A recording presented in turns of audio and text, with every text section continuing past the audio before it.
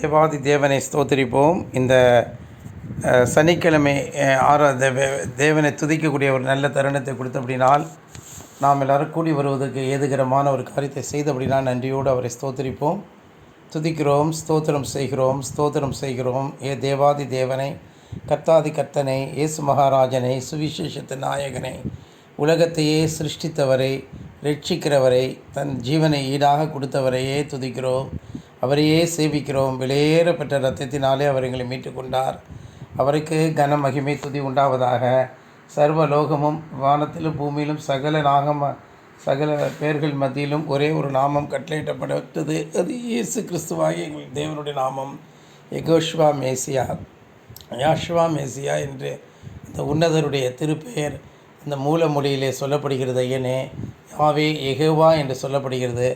அவரே நாங்கள் துதிக்கிறோம். இயேசு கிறிஸ்து என்று நாங்கள் சொல்லுகிறோம். ஜீசஸ் கிரைஸ்ட் என்று சொல்லப்படுகிறது. தேவனே, அந்த உன்னத நாமத்தை நோக்கி நாங்கள் புகழாரம் சூட்டுகிறோம். மகிமையும் மகத்துவத்தையும் கனத்தையும் புகழ்ச்சியும் அவருக்கே செலுத்துகிறோம். அவர் பாதம் பணிகிறோம். அவருடைய பாதத்தை முத்தம் செய்கிறோம்.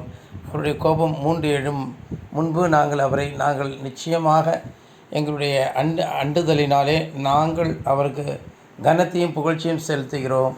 அவருடைய எதிரியாகிய சாத்தானை, ஆண்டவர் பிசாசை, பேல்செபூலை, லேவியாதன் என்று சொல்லக்கூடிய துன்மார்க்கமான அந்த ஈனனை, ஆண்டவரே அந்த பொல்லாத பேலியானை ஆண்டவரே நாங்கள் எதிர்த்து நிற்கிறோம். தேவனுடைய நாமத்துக்கு கீழ்ப்படுகிறோம். இயேசுவுக்கு ஸ்தோத்திரம், ஸ்தோத்திரம், ஸ்தோத்திரம், ஸ்தோத்திரம். உமாசு ஜெபம் பண்ணுங்க. ஸ்தோத்திரம்ப்பா, துதிக்கிறோம். இந்த அருமையான அப்பா சாயங்கால வேளையிலே நீ எங்களை அப்பா உங்களுடைய சமூகத்தில் கூட்டி சேர்த்திருக்கிறீர். அதுக்காக நாங்கள் மிகவும் நன்றி உள்ளவர்களாக இருக்கிறோம். எப்பொழுதெல்லாம் சமூகத்துக்கு வருகிறோமோ அப்பொழுதெல்லாம் நாங்கள் மிகுந்த சமாதானத்தையும் மனநிலையும் சந்தோஷத்தையும் நாங்கள் பெற்றுக்கொள்கிறோம். அப்பா ஸ்தோத்திரிக்கிறோம். அப்பா துதிக்கிறோம். அப்பொழுதெல்லாம் அப்பா ஸ்தோத்திரம், ஸ்தோத்திரம், ஸ்தோத்திரம். எல்லா இருளின் அதிகாரங்களிலிருந்து நாங்கள் விடுதலை அடைகிறோம். பெயரை ஆசீர்வதியும். இந்த சனிக்கிழமை பெயரானது உங்களுடைய சமூகத்திலே மிகுந்த பிரீதியாய் காணப்படட்டும். இப்பொழுதும் சொல்லப்படுகிற வார்த்தைகள் ஒவ்வொரு கேட்கிறவர்கள் ஒவ்வொரு உள்ளங்களிலும் வல்லமையாய் கிரியை செய்யட்டும். நிச்சயமாகவே அப்பா ஸ்தோத்திரம். அப்பா துதிக்கிறோம். ஒருவன் கர்த்தராகிய இயேசு கிறிஸ்து மீது அன்பு கூறாமல் போனால் அவன் சபிக்கப்பட்டவன் என்று சொல்லப்பட்டிருக்கிறது. பிதாவே, தேவாதி தேவனத்தில் ஒவ்வொருவரும் அன்பு கூறுவார்களாக. அப்பா, ஒவ்வொருவரும் தேவாதி தேவனத்திலே அன்பு கூறத்தக்கதாக இந்த வேளையிலே எங்கள் ஆவி ஆத்ம சரீரத்தை ஜீவபலியாக சமூகத்தில் இருக்கிறோம். நாங்கள் அப்பா ஸ்தோத்திரம், ஸ்தோத்திரம், ஸ்தோத்திரம், ஸ்தோத்திரம். மனுஷர் எங்கள் நற்கிரிகளை கண்டு பன்முகத்தில் அவர்கள் முன்பாக பிரகாசிக்கத்தக்கதாக இந்த வேளையிலே எங்களை தாழ்த்தி சமூகத்திலே ஒப்புவிக்கிறோம்.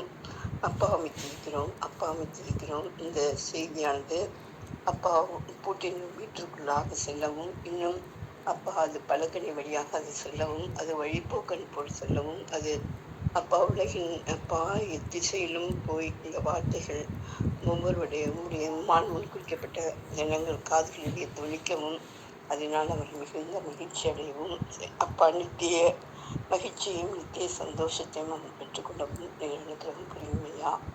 அப்பா ஸ்தோத்திரம். அப்பா துதிக்கிறோம். எல்லா வியாதியர்கள் இன்னும் பல்வேறு வித பிரச்சனைகள் இருக்கிறவர்கள் எல்லாம் அந்த பிரச்சனைகளிலிருந்து வியாதியிலிருந்து விடுதலை அடையட்டும், சுகமடைவார்களாக.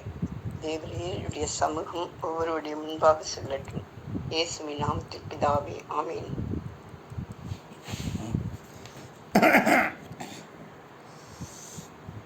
ஆமீன். கர்த்தருக்கு ஸ்தோத்திரம் உண்டாகட்டும். தம்பி, பாட்டு பாடியா?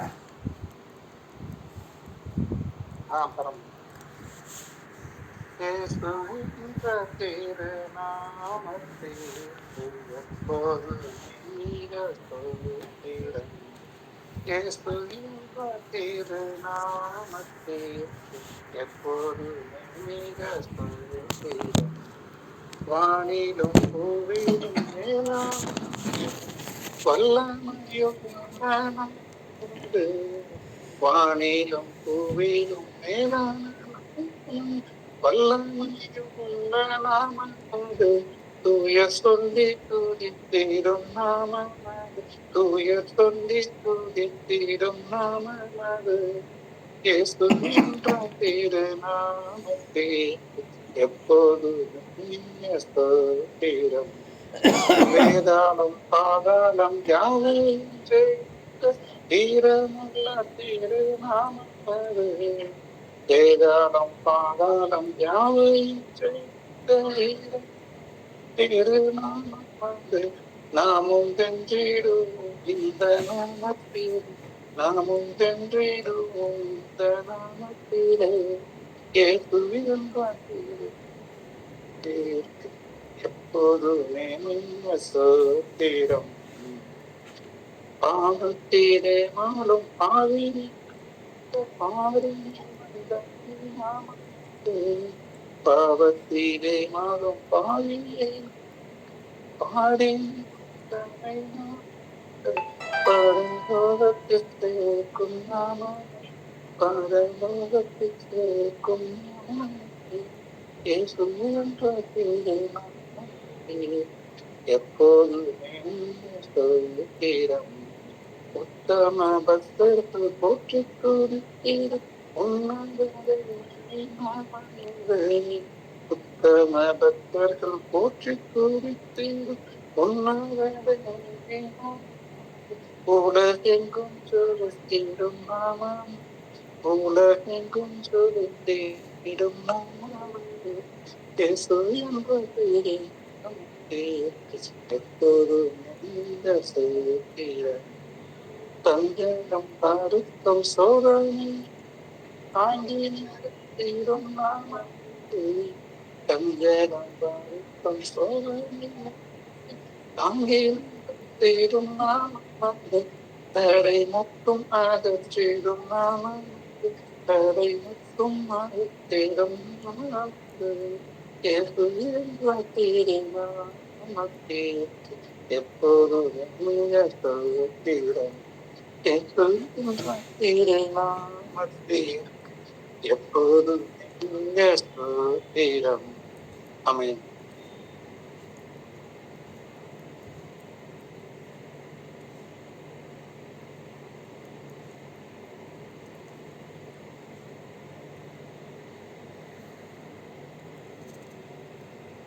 கர்த்தருக்கு ஸ்தோத்திரம் உண்டாகட்டும்.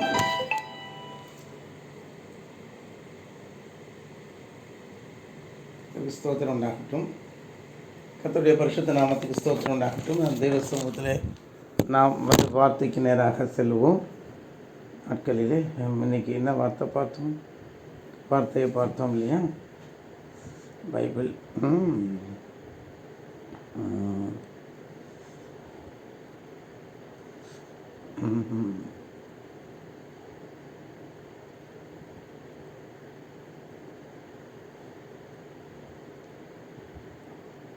சரி, ஸ்தோத்திரம்.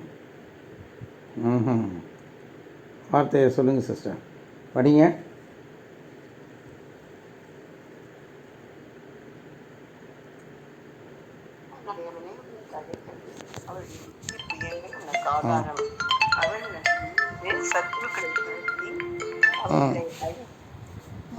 போடு என்று கட்டளையிடுவார். உபாகமம் 33:27. சரி. என்னில் நிலைத்திருங்கள், நானும் உங்களில் நிலைத்திருப்பேன். கொடியானது திராட்சை செடியில் நிலைத்திராவிட்டால் அது நானாக கனி கொடுக்க மாட்டாது போல ஆமாம். கொடுக்க மாட்டேன். யோவான் 14. கர்த்தருக்கு ஸ்தோத்திரம் உண்டாகட்டும். வந்து சொல்லியிருக்கிறாரு, என்னில் நிலைத்திருங்கள், நானும் உங்களில் நிலைத்திருப்பேன். கொடியானது செடியில் நிலைத்திராவிட்டால் அது தானாய் கனி கொடுக்க மாட்டாது போல நீங்களும் என்னில் நிலைத்திராவிட்டால் கனி கொடுக்க மாட்டீர்கள்ங்கிறாரு. ஆமாம், இதெல்லாம் நம்ம வந்து ரொம்ப சீரியஸாக எடுத்துக்கணும். அதுக்கு மேலே உள்ள வசனம், அநாதி தேவனே உனக்கு அடைக்கலம், அவருடைய நித்திய புயங்கள் உனக்கு ஆதாரம், அவர் உனக்கு முன்னின்று சத்துருக்களை துரத்தி அழித்து போடு, அவர்களை அழித்து போடு என்று கட்டளையிடுவார். நல்லா தெரிஞ்சுப்போம். அநாதி தேவன் என்று சொல்லும் பொழுது அந்த வார்த்தை ரொம்ப அபூர்வமாக வேதத்தில் பார்க்குறோம். தேவனை சிறு வயதிலிருந்து ரொம்ப நான் ஆசையாக தேடினேன். சிறு வயதில் கடவுள்கிட்ட ரொம்ப நெருங்கி ஜீவிக்கணும்னு ரொம்ப ஆசைப்படுவேன் சின்ன வயசுலேயே. ஆனால் கடவுளை பற்றி எனக்கு தெரியாது. சிறு வயதில் கடவுளை அப்படி தேடுவேன். எல்லாருக்குள்ளேயும் இந்த தேடல் இருக்கும். இருந்தாலும் நான் தானே இப்போ பேசக்கூடிய பேச்சாளன், அதனால் என்னோடய டேர்ன் தானே. அப்போ நான் சொல்கிறது நீங்கள் கேட்டு தானே ஆகணும். எல்லாருக்குள்ளேயும் அந்த தேடல் இருக்கும். எனக்குள்ளே ரொம்பவே இருக்கும் அந்த தேடல். கடவுளை பார்க்கணும், ரொம்ப பார்க்கணுன்னு தவிப்பேன், துடிப்பேன். ஆமாம். கர்த்தருக்கு ஸ்தோத்திரம் உண்டாகட்டும். கடவுளை எப்படியோ பார்த்தே ஆகணும்னு ரொம்ப தவியோன்னு தவிச்சுக்கிட்டு கிடப்பேன் நான். ஆமாம், ரொம்ப தவிச்சிட்ருப்பேன். ஆமாம், என்னென்னா அவ்வளோ கவலையாக இருக்கும் கடவுளை பார்த்தே ஆகணுங்கிற மாதிரி. இந்த தியாக துர்கங்கிற இடத்துல போயிருக்கும்போது சினிமா படங்கள் எல்லாம் பார்த்துட்டு கடவுள் இப்படி தான் இருப்பார் போல இருக்கு. முருகனை பார்த்தா அழகாக இருப்பாப்புல. துணைவன்கிற படத்தை பார்த்தேன். அந்த அந்த அந்த நாட்களில் ஏவிஎம் ராஜன் அப்படிங்கிற ஒருத்தன் ஒரு நடிகன் இருப்பான். அவன் படம் நிறையா பார்த்துருக்கேன். நிறையா அவனோட படத்தை பார்த்துருக்கேன். அதில் துணைவன்கிற படத்தில் அவன் நினச்சி முருகனுக்கு நானும் அவன் வாழ்க்கையில் முன்னுக்கு வந்தான் அப்படின்னு அவன் ரொம்ப கஷ்டப்பட்டான் அப்படின்னு சொல்லிட்டு அவனை வச்சு தான் அந்த கதை அது நகரும். அவன் அதனால் முருகனை பார்க்கும்போது அதை போய் பார்க்கும்போது அழகாக இருக்கும் அந்த விக்கிரகம். அதனால் அந்த முருகன் கோயில் எங்கடான்னு தேடி அலைவேன். எங்கெங்கேயோ தேடி அலைவேன். மலை மேலே இருக்கிறாரா, இல்லைன்னா ரொம்ப தூரத்தில் அங்கே ஏதோ முருகன் கோயில் இருக்கும், அங்கே போவேன். எனக்கு அப்படியே கஷ்டமாக இருக்கும். சிவன் கோயில் இருக்கும், மற்ற கோயிலெலாம் இருக்கும். வீட்டுக்கு எய்த்தாப்புலேயே பிள்ளையார் கோயில் இருக்குது. ஆனால் முருகன் கோயில் இல்லையே, எங்கடா போய் முருகனை தேடுறதுன்னு சொல்லிட்டு மலைகளெல்லாம் மலைமெல்லாம் ஏறி பார்ப்பேன். அங்கே மேலே இருக்கான்னு ஏறி பார்ப்பேன். ஆமாம், தூரம்லாம் போயிருக்கேன். வீட்டுக்கு தெரிஞ்சு அடிச்சு விடுவாங்க. எங்கள் சித்தி ரொம்ப கோபக்காரங்க. ரொம்ப தேடுவேன், கடவுளை தேடணும்னு ரொம்ப தேடி இந்த தியாக துர்கத்தில் அலைன்னு அலைவேன். ஆமாம், தெரியாமல் எங்கேயாச்சும் ஊன்னு உதட்டை பிதுக்கிக்கிட்டு கொஞ்சம் நேரம் ஊன்னு அழுவேன். குழந்தை எப்படி தேடும் தாய் இல்லாமல் போச்சுன்னா எப்படி உதட்டை பிதுக்கும், அந்த மாதிரி உதட்டை பிதுக்கும். ரொம்ப சென்சிட்டிவ் நான். கடவுளை எங்கெல்லாம் போய் தேடலாண்டா அப்படின்ட்டு. அப்படி தான் கடவுளை தேடி ரொம்ப தவிச்ச போது தான் தேவன் எனக்கு அப்படியே அற்புதமாக என்னுடைய 83வது வருஷம் 1983வது வருஷம் அவர் இருக்கிறத எனக்கு ரூபகாரப்படுத்தி காண்பிச்சார். ஆச்சரியமாக அவரை அந்த நாளில் நான் அவரை பிடிச்சிக்கிட்டேன். எத்தனையோ பேர் இயேசு தான் தெய்வம்னு சொல்லுவாங்க. அப்புறம் எனக்கு அதெல்லாம் நான் நம்ப மாட்டேன். ஆனால் உண்மையில் 83 வருஷம் என் மனதை திறந்து சுவிசேஷமானது என் உள்ளத்தில் பிரவேசிக்க ஆரம்பிச்சது. அற்புதமாக ஒவ்வொருவருக்குமே அந்த அனுபவம் இருக்கும். இயேசுவான ஒரு உள்ளத்தில் பிரவேசிக்கிறது ரொம்ப இன்பமாக இருக்கும். ஒவ்வொருத்தரையும் கேட்டால் ஒவ்வொருத்தருடைய சாட்சியுமே கேட்போமே. உங்கள் உள்ளத்தில் எப்போ சிஸ்டர் இயேசு நுழைஞ்சார் சொல்லுங்கள். உமா சிஸ்டர் உள்ளத்தில் சிறு வயதில் கடவுளை பற்றின ஒரு தாகம் இருக்குமா உங்களுக்கு? தாகம் இருக்குமா? இருக்கும். என்னன்னா வீட்டில் இந்த மாதிரி நிறைய இந்த சாமிங்கெல்லாம் கும்பிடுவாங்கல்ல, அது எனக்கு கேள்வியாக இருக்கும். இப்படி இவ்வளவு சாமி இருக்கு, இப்படி இவ்வளவு சாமி இருக்கும் அப்படின்னு மனசுல ரொம்ப இதா இருக்கும். ஆனாலும் அவன் பெரியவங்க எல்லாம் கும்பிடுறாங்க, நம்மளும் கும்பிட்டு பயந்துட்டு கும்பிட்டுக்கிட்டு இருப்பேன். ஆனா அப்பப்ப நான் இந்த இதெல்லாம் இதுல எல்லாம் நோட்டீஸ்லாம் இது பண்ணுவாங்கல்ல, அனுப்புவாங்கல்ல, நோட்டீஸ்ல எல்லாம் இந்த மத்தேயு 5 வந்துகிட்டு இருக்கும். அதுல இயேசுதான் நம்மளை ரட்சிக்கிறாரு, இயேசுதான் நம்மளுடைய பாவங்களுக்காக அவரு அடிக்கப்பட்டாரு அப்படியெல்லாம் சொல்றப்ப நான் அதெல்லாம் பாக்குறப்ப ஆமா அப்படியே திங்க் பண்ணுவேன். அப்ப ஜீசஸ் தான் உண்மையான காடா, அவர் அன்புள்ளவரு, அவர் நம்ம பாவங்களுக்காக மரிச்சிருக்காரு அப்படின்னு சொல்றது எனக்கு ரொம்ப அப்படியே அதை மறக்கவே முடியாது. அதை எப்ப பார்த்தாலும் திங்க் பண்ணிட்டு இருப்பேன்.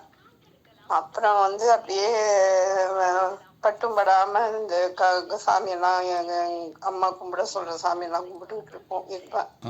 அப்புறம் பிஏ படிக்கிறப்பெல்லாம் கொஞ்சம் எனக்கு இந்த கிறிஸ்டியன் பிள்ளைங்கலாம் ஏதாவது ஜபம் பண்ணுங்க நீங்கன்னு சொல்லிட்டு, அதுவும் அவ்வளவு இதா இருக்காது. ஏதோ ஜீசஸ் சொல்றாங்களா, அதுல ஒரு இது இருக்கும். அதுக்கப்புறம் தான் எம்ஏ படிச்சுட்டு ம் எம்ஏ படிக்கிறப்ப தான் ஹாஸ்டலில் வந்து இப்போ நிறைய ஹிந்து பிள்ளைங்க வந்து அதுங்க கன்வெர்ட் ஆகி அதுங்க ஜீசஸ் வந்து நம்மலாம் சேர்ந்து ப்ரேயர் பண்ணுவோம் அப்படின்னு சொல்லி கூப்பிடுங்க. சரி நானும் போய் பண்ணுவோம். ம் அப்ப பண்றப்பையும் அந்த கம்ப்ளீட்டான ஒரு ரிலீஃப் இருக்காது.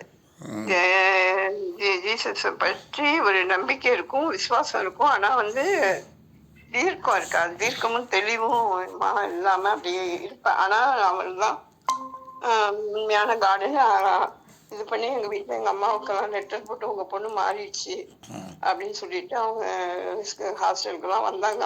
அம்மாலாம் வர சொல்லிட்டாங்க ஹாஸ்டலுக்கு வந்து இது மாதிரி இப்படி ஆயிடுச்சுன்னு சொல்லிட்டு. ம் அதுக்கப்புறம் வந்து முடிச்சோடனே எனக்கு ரொம்ப நமக்கு ஃபெலோஷிப் வேணுமே, நம்ம இந்து குடும்பமா இருக்கு, நம்ம வீட்டுல இருந்தோம்னா இப்படி ஜீசஸ வந்து கும்பிடுறதுக்கு அவ்வளவு இடையூறு, அவ்வளவு எப்ப பார்த்தாலும் கும்பிட்டுக்கிட்டே இருப்பாங்களே மத்த கடவுள்களை, இவன் ஜீசஸ் ஆன உண்மையான காடு, நம்ம வந்து கடைசி வரைக்கும் அதுல இருக்கணுமே அப்படின்னு சொல்லிட்டு ஒரு 30 நாளைக்கு மேல டெய்லி காலையில சாப்பிட மாட்டோம். ஃபாஸ்டிங் இருந்து ஜெபம் பண்ணிட்டு இருப்பேன். அப்ப ஜெபம் பண்ணிட்டு எப்படியாச்சும் எனக்கு ஒரு ஜாப் கிடைக்கணும், எனக்கு வந்து ஒரு நல்ல ஃபெலோஷிப் வேணும், அப்பதான் இந்த வீட்டை விட்டு போனாதான் இங்கிருந்து போனாதான் ஜீசஸ் வந்து நல்லா பிடிச்சிக்க முடியும் அப்படின்னு சொல்லிட்டு ஜெபம் பண்ணப்பதான் வந்து தஞ்சாவூர்ல வேலை கிடைச்சது. பெரியார் பாலிடெக்னிக்ல வேலை கிடைச்சிச்சு, வண்ணம் பாலிடெக்னிக்ல. அப்ப வந்து ரூம் வந்து அங்கேயே ஒரு இடத்துல ரூம் கிடைச்சது. அது வந்து உங்க வீட்டுக்கு பின்னாடி அந்த ரூம் இருந்ததுனால அங்க இன்னொரு கேர்ளும் அதுவும் ஜீசஸ் தான் கும்பிடும், அதுவும் வந்துச்சு. 2 பேரும் சேர்ந்து பாடிட்டு இருக்கப்பதான் பிரதர் வந்து நீங்க வந்து எங்கிட்ட நீங்க யாரு, நீங்க ஜீசஸ் சாங்க பாடுறீங்க அப்படின்னு நீங்க கேட்கவும் ரொம்ப சந்தோஷமா போச்சு. அதுக்கப்புறம் வந்து நம்ம எப்படி ஜெபம் பண்ணணும், முதல்ல 1/2 மணி நேரம் ஸ்தோத்திரம் சொல்லணும், அப்புறம் பாவங்களை அறிக்கை செய்யணும், முதல்ல ஆரம்பத்துல நமக்காக மட்டுமே தான் ஜெபம் பண்ணணும். ஏன்னா பிசாசு வந்து இப்ப பிகினர்ஸா இருக்கிறதுனால வந்து நம்மளுக்கு அவ்வளவு ஸ்ட்ரென்த் இல்லை, பலம் இல்லை அப்படிங்கிறதுனால முதல்ல நமக்காக பண்ணணும். அப்புறம் கொஞ்சம் பரிசுத்த ஆவின்ற வார்த்தை பெற்றோன்னு அதுக்கப்புறம் மற்றவங்களுக்கு எல்லாம் ஜெபம் பண்ணலான்னு சொல்லி டெய்லி வந்து ஜீசஸை பத்தி சொல்லுவீங்க. அது வந்து சொல்ல முடியாத ஒரு ஆனந்த சந்தோஷமும் மகிழ்ச்சியுமா இருக்கும். அப்படி அங்க ஒரு 4 வருஷம் இருந்துதான் அது வந்து ஒரு நல்ல ஒரு ஸ்ட்ராங் ஃபவுண்டேஷன் கிடைச்சது ஜீசஸ் கிட்ட எனக்கு. அப்படி இருந்துச்சு உங்கள் லைஃப் இல்லையா?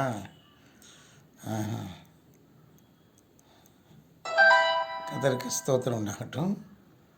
பெரிய விஷயந்தான்.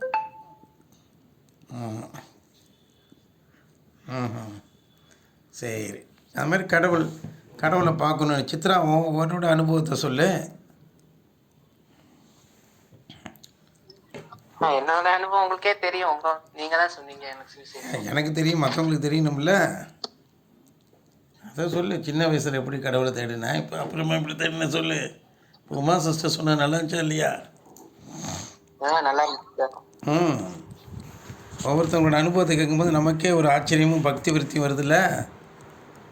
ஆமாம். உனக்கு என்னன்னு சொல்லு. சின்ன வயசில் வந்து உனக்கு எப்படி கடவுளுடைய நம்பிக்கை இருந்துச்சு, அதுக்கப்புறம் எப்படி கடவுள்கிட்ட டக்குன்னு மாறினேன். அது மாற முடியாது, அதெல்லாம் சாதாரண விஷயம் இல்லைல்ல. ஆமாம் ஆமாம். சொல்லு. சின்ன வயசுலேருந்தே எனக்கு வந்து அந்த இதுலலாம் எனக்கு ரொம்ப இல்லை. அந்த சிலை வழிபாடு அதெல்லாம் ஏன் செய்கிறாங்கங்கிற கேள்வி தான் எனக்கும் இருக்கும். நம்பிக்கை ரொம்ப எல்லாம் பக்தியெல்லாம் கம்மி தான் எனக்கு எல்லாரும் விட.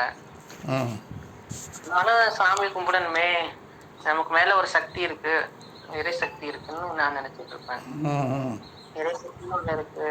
ஆனால் இந்த மாதிரி பல ரூபத்தில் வழிபடுறதுங்கிறது என்னால் ஏற்றுக்க முடியாத ஒன்றா தான் இருந்தது. நமக்கு மேல ஒரு இறை சக்தி இருக்குன்னு தான் நினைச்சு நம்புவேன். ஆனா எல்லாரும் பாரம்பரியமா செய்யறாங்களே, அதை நம்ம தான் செய்யணுமா, அப்படி படைக்கணுமா அப்படின்லாம் ஒரு கேள்வியா தான் இருக்கும். இப்படி இல்லாம சாமி அப்படின்னு அப்புறம் தான் அங்க உங்க வீட்டுல எல்லாம் எல்லாரும் ரொம்ப பக்தியா தான் எல்லாம் செய்வாங்க. அவங்க அளவுலாம் நான் எப்பயுமே இன்வால்மெண்டாலாம் இருக்க மாட்டேன் சின்ன பிள்ளைல இருந்து. அப்ப இந்த மாதிரி இறை சக்தின்னு ஒண்ணு இருக்கும், அதுக்கு பயப்படுவேன். கடவுளுக்கு பயப்படுவேன். ம். அப்படிதான் இருந்தேன். சரி. அப்புறம் தான் கல்யாணம் ஆகி தஞ்சாவூர் வந்தேன். ம்.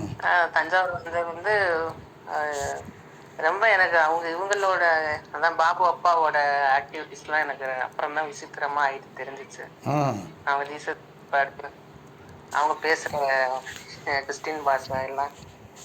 அப்ப இருந்தாலும் அவங்க நான் செய்யும் போது அவங்க எதுக்குமே என்னோட ஒத்துழைப்பு போக மாட்டாங்க, இது பண்ண மாட்டாங்க. ம். இதெல்லாம் நீ தேவையில்லாம செலவு பண்ற, தேவையில்லாம ஏன் நான் எதுவும் சொன்னேன்னா ஏன் இதெல்லாம் ஈடுபடுற அப்படின்னு அவங்க அப்பயே சொல்லுவாங்க. இருந்தாலும் என்னால ஏத்துக்க முடியாது. நம்ம குடும்ப பழக்கத்துல செஞ்சனால ஏதோ இந்த படையல் போடுறது அதெல்லாம் எங்க அத்தை மாமா அப்பா எல்லாம் இருந்தாங்களா, ம். அவங்களோட சேர்ந்து பண்ணிட்டு தான் இருப்பேன். ம். அப்ப இருந்தாலும் அவங்க சொல்லுவாங்க, இப்ப அந்த புஸ்தகம் படி இதை படி அப்படின்னு சொல்லுவாங்க. நான் அதெல்லாம் ஒன்றும் பெருசா எடுத்துக்கிறது இல்லை. ம். அப்புறம் தான் மாடிக்கு தனியா வந்ததுக்கு அப்புறம் தான் கடவுள் எங்களுக்கு தான் இது கொடுத்தாரு. நல்ல ஒரு நிறைய பாடங்கள், நிறைய அனுபவங்கள், கஷ்டங்கள், ம். துன்பங்கள் கொடுக்குற நேரத்துலதான் நீங்க வந்து எனக்கு கரெக்டான நேரத்துல வந்தீங்க. ஒரு ஊழியக்காரர் வந்தான்னு சொல்லு. அதான் ஊழியக்கார சகோதரர் வந்தாங்க. இல்ல அப்ப வந்து பிள்ளைங்க நாங்கெல்லாம் தனிச்சு விட எவ்வளவோ நான் எங்களுக்கு வந்து சொந்தங்கள் பணம் காசு இருந்தாலும் எங்களுக்கு நாங்க வந்து ஒரு மாடியில வந்து ஒரு அனாதை மாதிரிதான் இருந்தோம். யாரும் எங்களை விசாரிக்கிறது இல்ல. அப்பெல்லாம் போன் கான்டாக்ட் கிடையாது இல்ல. ம். இப்பதானே போன்லாம் பேசி என்ன செய்யற ஏது செய்யறன்னு கேக்குறாங்க. ஆமாம். அப்பெல்லாம் போன் இல்ல, தபால் தான் 2 நாள் கழிச்சு போட்டா 2 நாள் கழிச்சு வரும். ம். அந்த மாதிரி ஒரு கான்டாக்ட்ல தான் இருந்தோம். அப்ப ரொம்ப நான் ஏக்கமா இருக்கும். யாருமே நாங்க ரொம்ப அன்பா அந்த குடும்பத்துல இருந்துட்டு மாமா அத்தையெல்லாம் ரொம்ப எங்களை கண்டுக்கிறதே இல்ல. ம். உங்கள்கிட்ட ரொம்ப அன்பு எதிர்பார்க்கறது இல்ல. ம். அந்த மாதிரி எனக்கு ரொம்ப ஒரு பைத்தியம் பிடிச்ச மாதிரி மனசு அன்புக்காகவும் யாரும் நம்மள என்னன்னு விசாரிக்கலையே. நம்ம பிள்ளைங்க அப்ப சோபி மட்டும்தான் பிறந்திருந்தப்ப பிள்ளைங்க யாரும் தூக்கலையே, விசாரிக்கலையே, கொஞ்சலையே. நம்ம யாரோ மாதிரி அனாதை மாதிரி இருக்கோமே. மாடியில அனாதை மாதிரிதான் இருந்தேன். கீழே யாரும் கண்டுக்க மாட்டாங்க, இவங்களும் கண்டுக்க மாட்டாங்க. எப்ப பார்த்தாலும் சண்டை வரும். இந்த மாதிரி அப்படி இருக்கும்போதுதான் இந்த இந்த சகோதரர் நீங்க வந்தீங்க. எங்க மேல அவ்வளவு அன்பு செலுத்தி நேசிச்சு பிள்ளைங்க மேல என் மேலையும் பாசம் செலுத்தி இந்த மாதிரி அப்பெல்லாம் நீங்க ஜீசஸை பத்தி சொல்லல, அன்புதான் செலுத்துனீங்க. அப்புறம் கொஞ்சம் கொஞ்சமா தான் ஜீசஸை பத்தி சொல்லி சுவிசேஷன் சொல்லி ரொம்ப நாளா நானும் இதெல்லாம் நிறைய கேள்வி கேட்டேன். கேள்விகள்லாம் நீங்க பொறுமையா பதில் சொன்னீங்க. பதில் சொல்லி எல்லாத்துக்கும் விளக்கம் சொல்லி என் மனசுல ஏத்துக்க வச்சீங்க. அப்புறம் ஏத்துக்கிட்டேன். அப்புறம் அப்புறம் தான் உங்களுக்கே தெரியும், ரட்சிக்கப்பட்டு ஞான ஸ்நானம்லாம் எடுத்து சரி. கடவுளை எனக்கு நிறைய நன்மைகள் செய்ய ஆரம்பிச்சாரு, சமாதானம் கொடுத்தாரு. நிறைய உபவாசத்தை ஜெபிச்சோம். அப்புறம் அத்தை மாமா எல்லாம் கொஞ்சம் கொஞ்சமா மனம் திரும்பி எங்கள்கிட்ட எல்லாம் பாசம் காமிச்ச ஆரம்பிச்சாங்க. பாசம்னாலும் அந்த ரொம்ப இங்கதான் இன்வால்மெண்டா இருந்தாங்க. இந்த வீட்டுக்கு வந்த பிறகு அளவோட இருப்பாங்க. நீங்களும் வந்து போய்கிட்டு ஜெபம் பண்ணிக்கிட்டு உபவாசிச்சுட்டு அது அப்படியே கொஞ்சம் கொஞ்சமா கர்த்தர் என் மனசுக்குள்ள வந்து என்கிட்ட பேசினாரு. நிறைய வெளிப்பாடு, நிறைய அன்பு செலுத்தினாரு. நீங்க அன்பு செலுத்துறீங்க. அப்படியே எனக்கு அந்த அன்புன்னா என்னன்னுங்கிறத அப்புறம் கடவுள் எனக்கும் பிள்ளைங்களுக்கு எல்லாம் கொடுக்க ஆரம்பிச்சிட்டாரு. சரி சரி. அதாவது நான் என்ன சொல்கிறேன்னா, இயேசு கிறிஸ்துவை வந்து நீ உன் வாழ்க்கையில் வந்து புரிஞ்சுக்கிட்ட போது உனக்கு எல்லை இல்லாத சந்தோஷம் வந்துச்சா? இது வரைக்கும் கிடைக்காத ஒரு அதான் இப்போ சொல்கிறேன், அன்புங்கிறது புரிஞ்சுக்கிட்டேங்கிற டேஸ்ட் பண்ணேன் இல்லையா?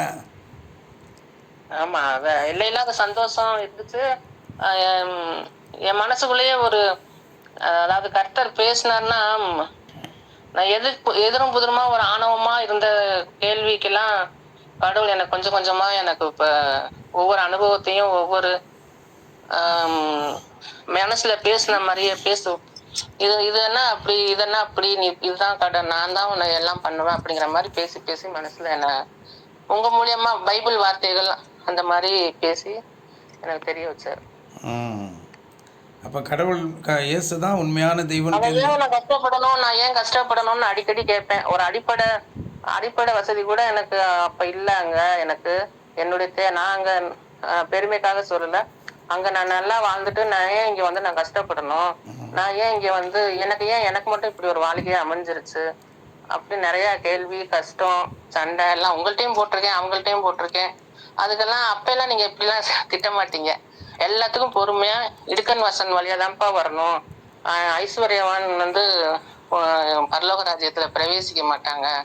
நம்மளுக்குன்னு ஒரு நகைக்க நமக்குன்னு ஒரு காலம் வரும், பொறுமையா இரு, நீ உனக்கு எல்லாம் நல்லது நடக்கும்னு எல்லாம் ஜெபம் பண்ணி பண்ணி பண்ணி எனக்கு நீங்களே சொல்லுவீங்க பைபிள் வசனம் அதெல்லாம் சொல்லி சொல்லி என்னை ஒரு மெச்சூர்டா ஒரு ஒரு இதுக்குள்ள கொண்டு வந்தீங்க எல்லாம். சரி சரி. ஆமாம், சரி, ரைட்டு. இதே பேசிக்கிட்டு இருந்தோம்னு வச்சுக்கோங்களேன், அடுத்த அடுத்த வாரம் மற்றவங்கள வந்து கேட்போம். நல்லா தான் இருக்குது. இந்த மாதிரி செய்தியையும் சாட்சி பகிர்ந்துக்கிறதே அற்புதமாக இருக்கு இல்லையா? யோ ஆர்வம் மணியரசா, ஒன்று நீ சொல்லியா? நீ கொஞ்சம் ஷார்ட்டாக சொல்லு. சின்ன வயசில் எப்படி இருந்தேன், அப்புறம் எப்படி ஏசப்பா எதுக்கிட்டேன்? மணியரசன் சின்ன வயசுல சொல்லுப்பா சொல்லுப்பா, பேசுகிறார் சொல்லு. சின்ன வயசுல வந்து எனக்கு கடல் பக்திலாம் அதிகமா வச்சுக்கல. நான் பாட்டுக்கு எனக்கு இருந்தேன். எங்க அப்பா தான் வந்து சின்ன வயசுல ஒரு 3 வயசு வரைக்கும் வயிற்றுக்குள்ள எல்லாம் தூக்கிட்டு போனார், தோல்ல தூக்கிட்டு போனாரு அப்படின்னு சொன்னாங்க. அதெல்லாம் எனக்கு தெரியல. அந்த 3வது தடவை தூக்கிட்டு போகும்போது மட்டும் எனக்கு லைட்டா ஞாபகம் இருந்துச்சு. அப்புறம் அதை பத்தி அப்புறம் சாமி எல்லாம் கொண்டு வைக்கும்போது கண்டதுல ஒண்ணு இல்லை, அப்படிதான் இருந்தா. அப்புறம் எனக்கு ஒரு 5 வயசு இப்படி இருக்கும்போது எங்க சின்னக்கா வந்து அங்க சிதம்பரத்துல சதோஸ்தாவைக்கு போயிட்டு இருந்துச்சு. அங்க வந்து அது 11th சேர்த்து விட்டாங்க. அது அங்க போயிட்டு இருந்துச்சு. ஏற்கனவே பனையம்பட்ட தேவம்பர ஸ்கூல்ல படிக்கும்போது 1 to 10 வரைக்கும் கிருஷ்ணன் ஸ்கூல்ல படிச்சது.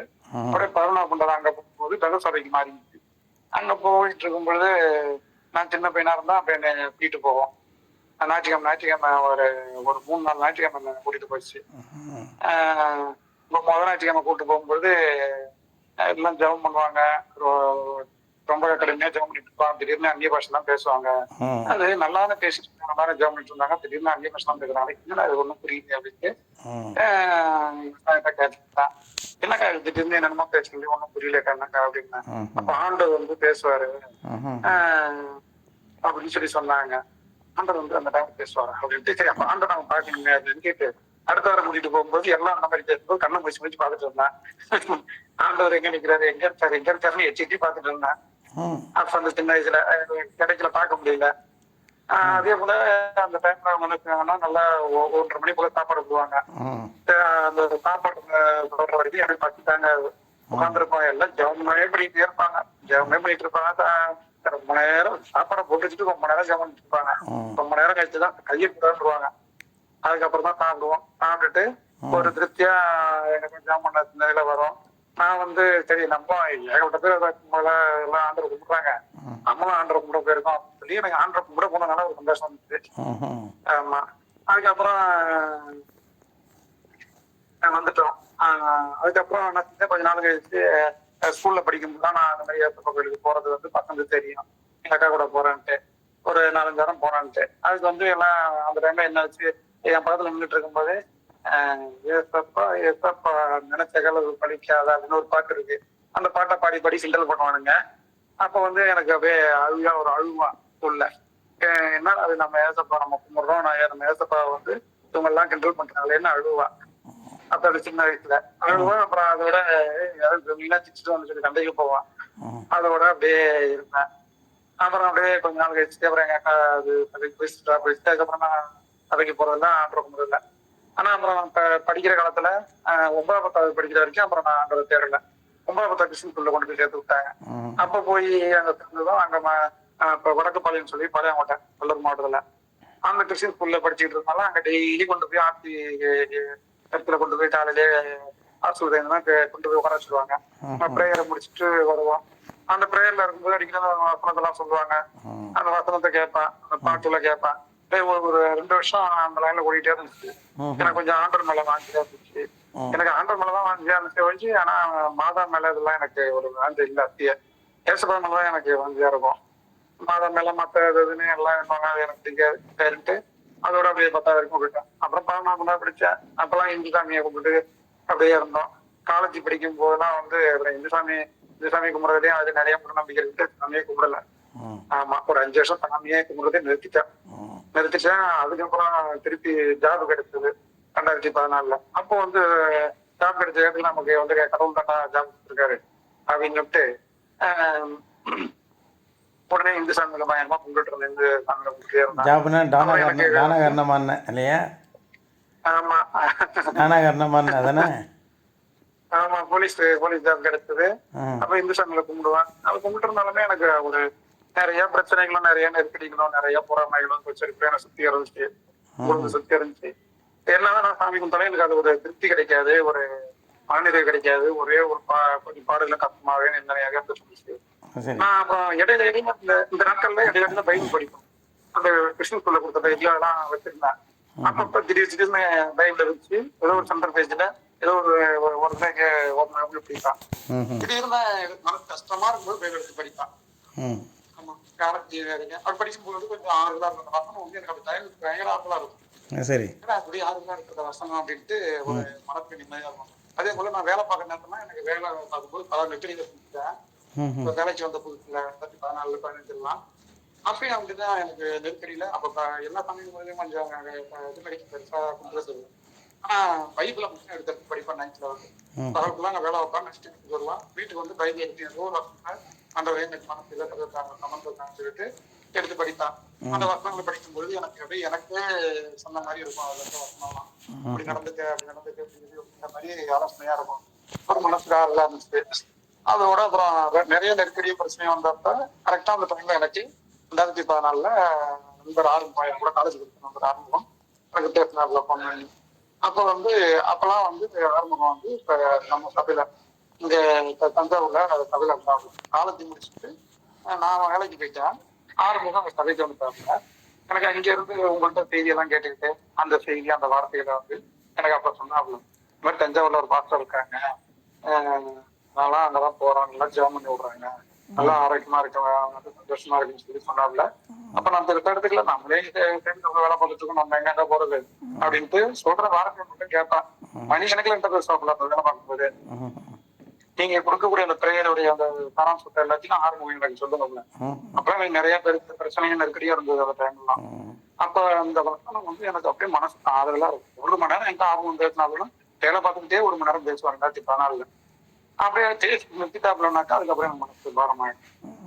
என்ன ஆகுது, ஆர்வம் பேசினா நமக்கு ஆறுதலா இருக்கு, பேசாம விட்டா அப்படியே ஒரு மனசே பாரமா இருக்கு அப்படின்ட்டு எனக்கு அது ஒரு ஏக்கமா எப்படா பேசாப்ல வேலை பார்த்துக்கிட்டே பேசிட்டு இருப்பான்.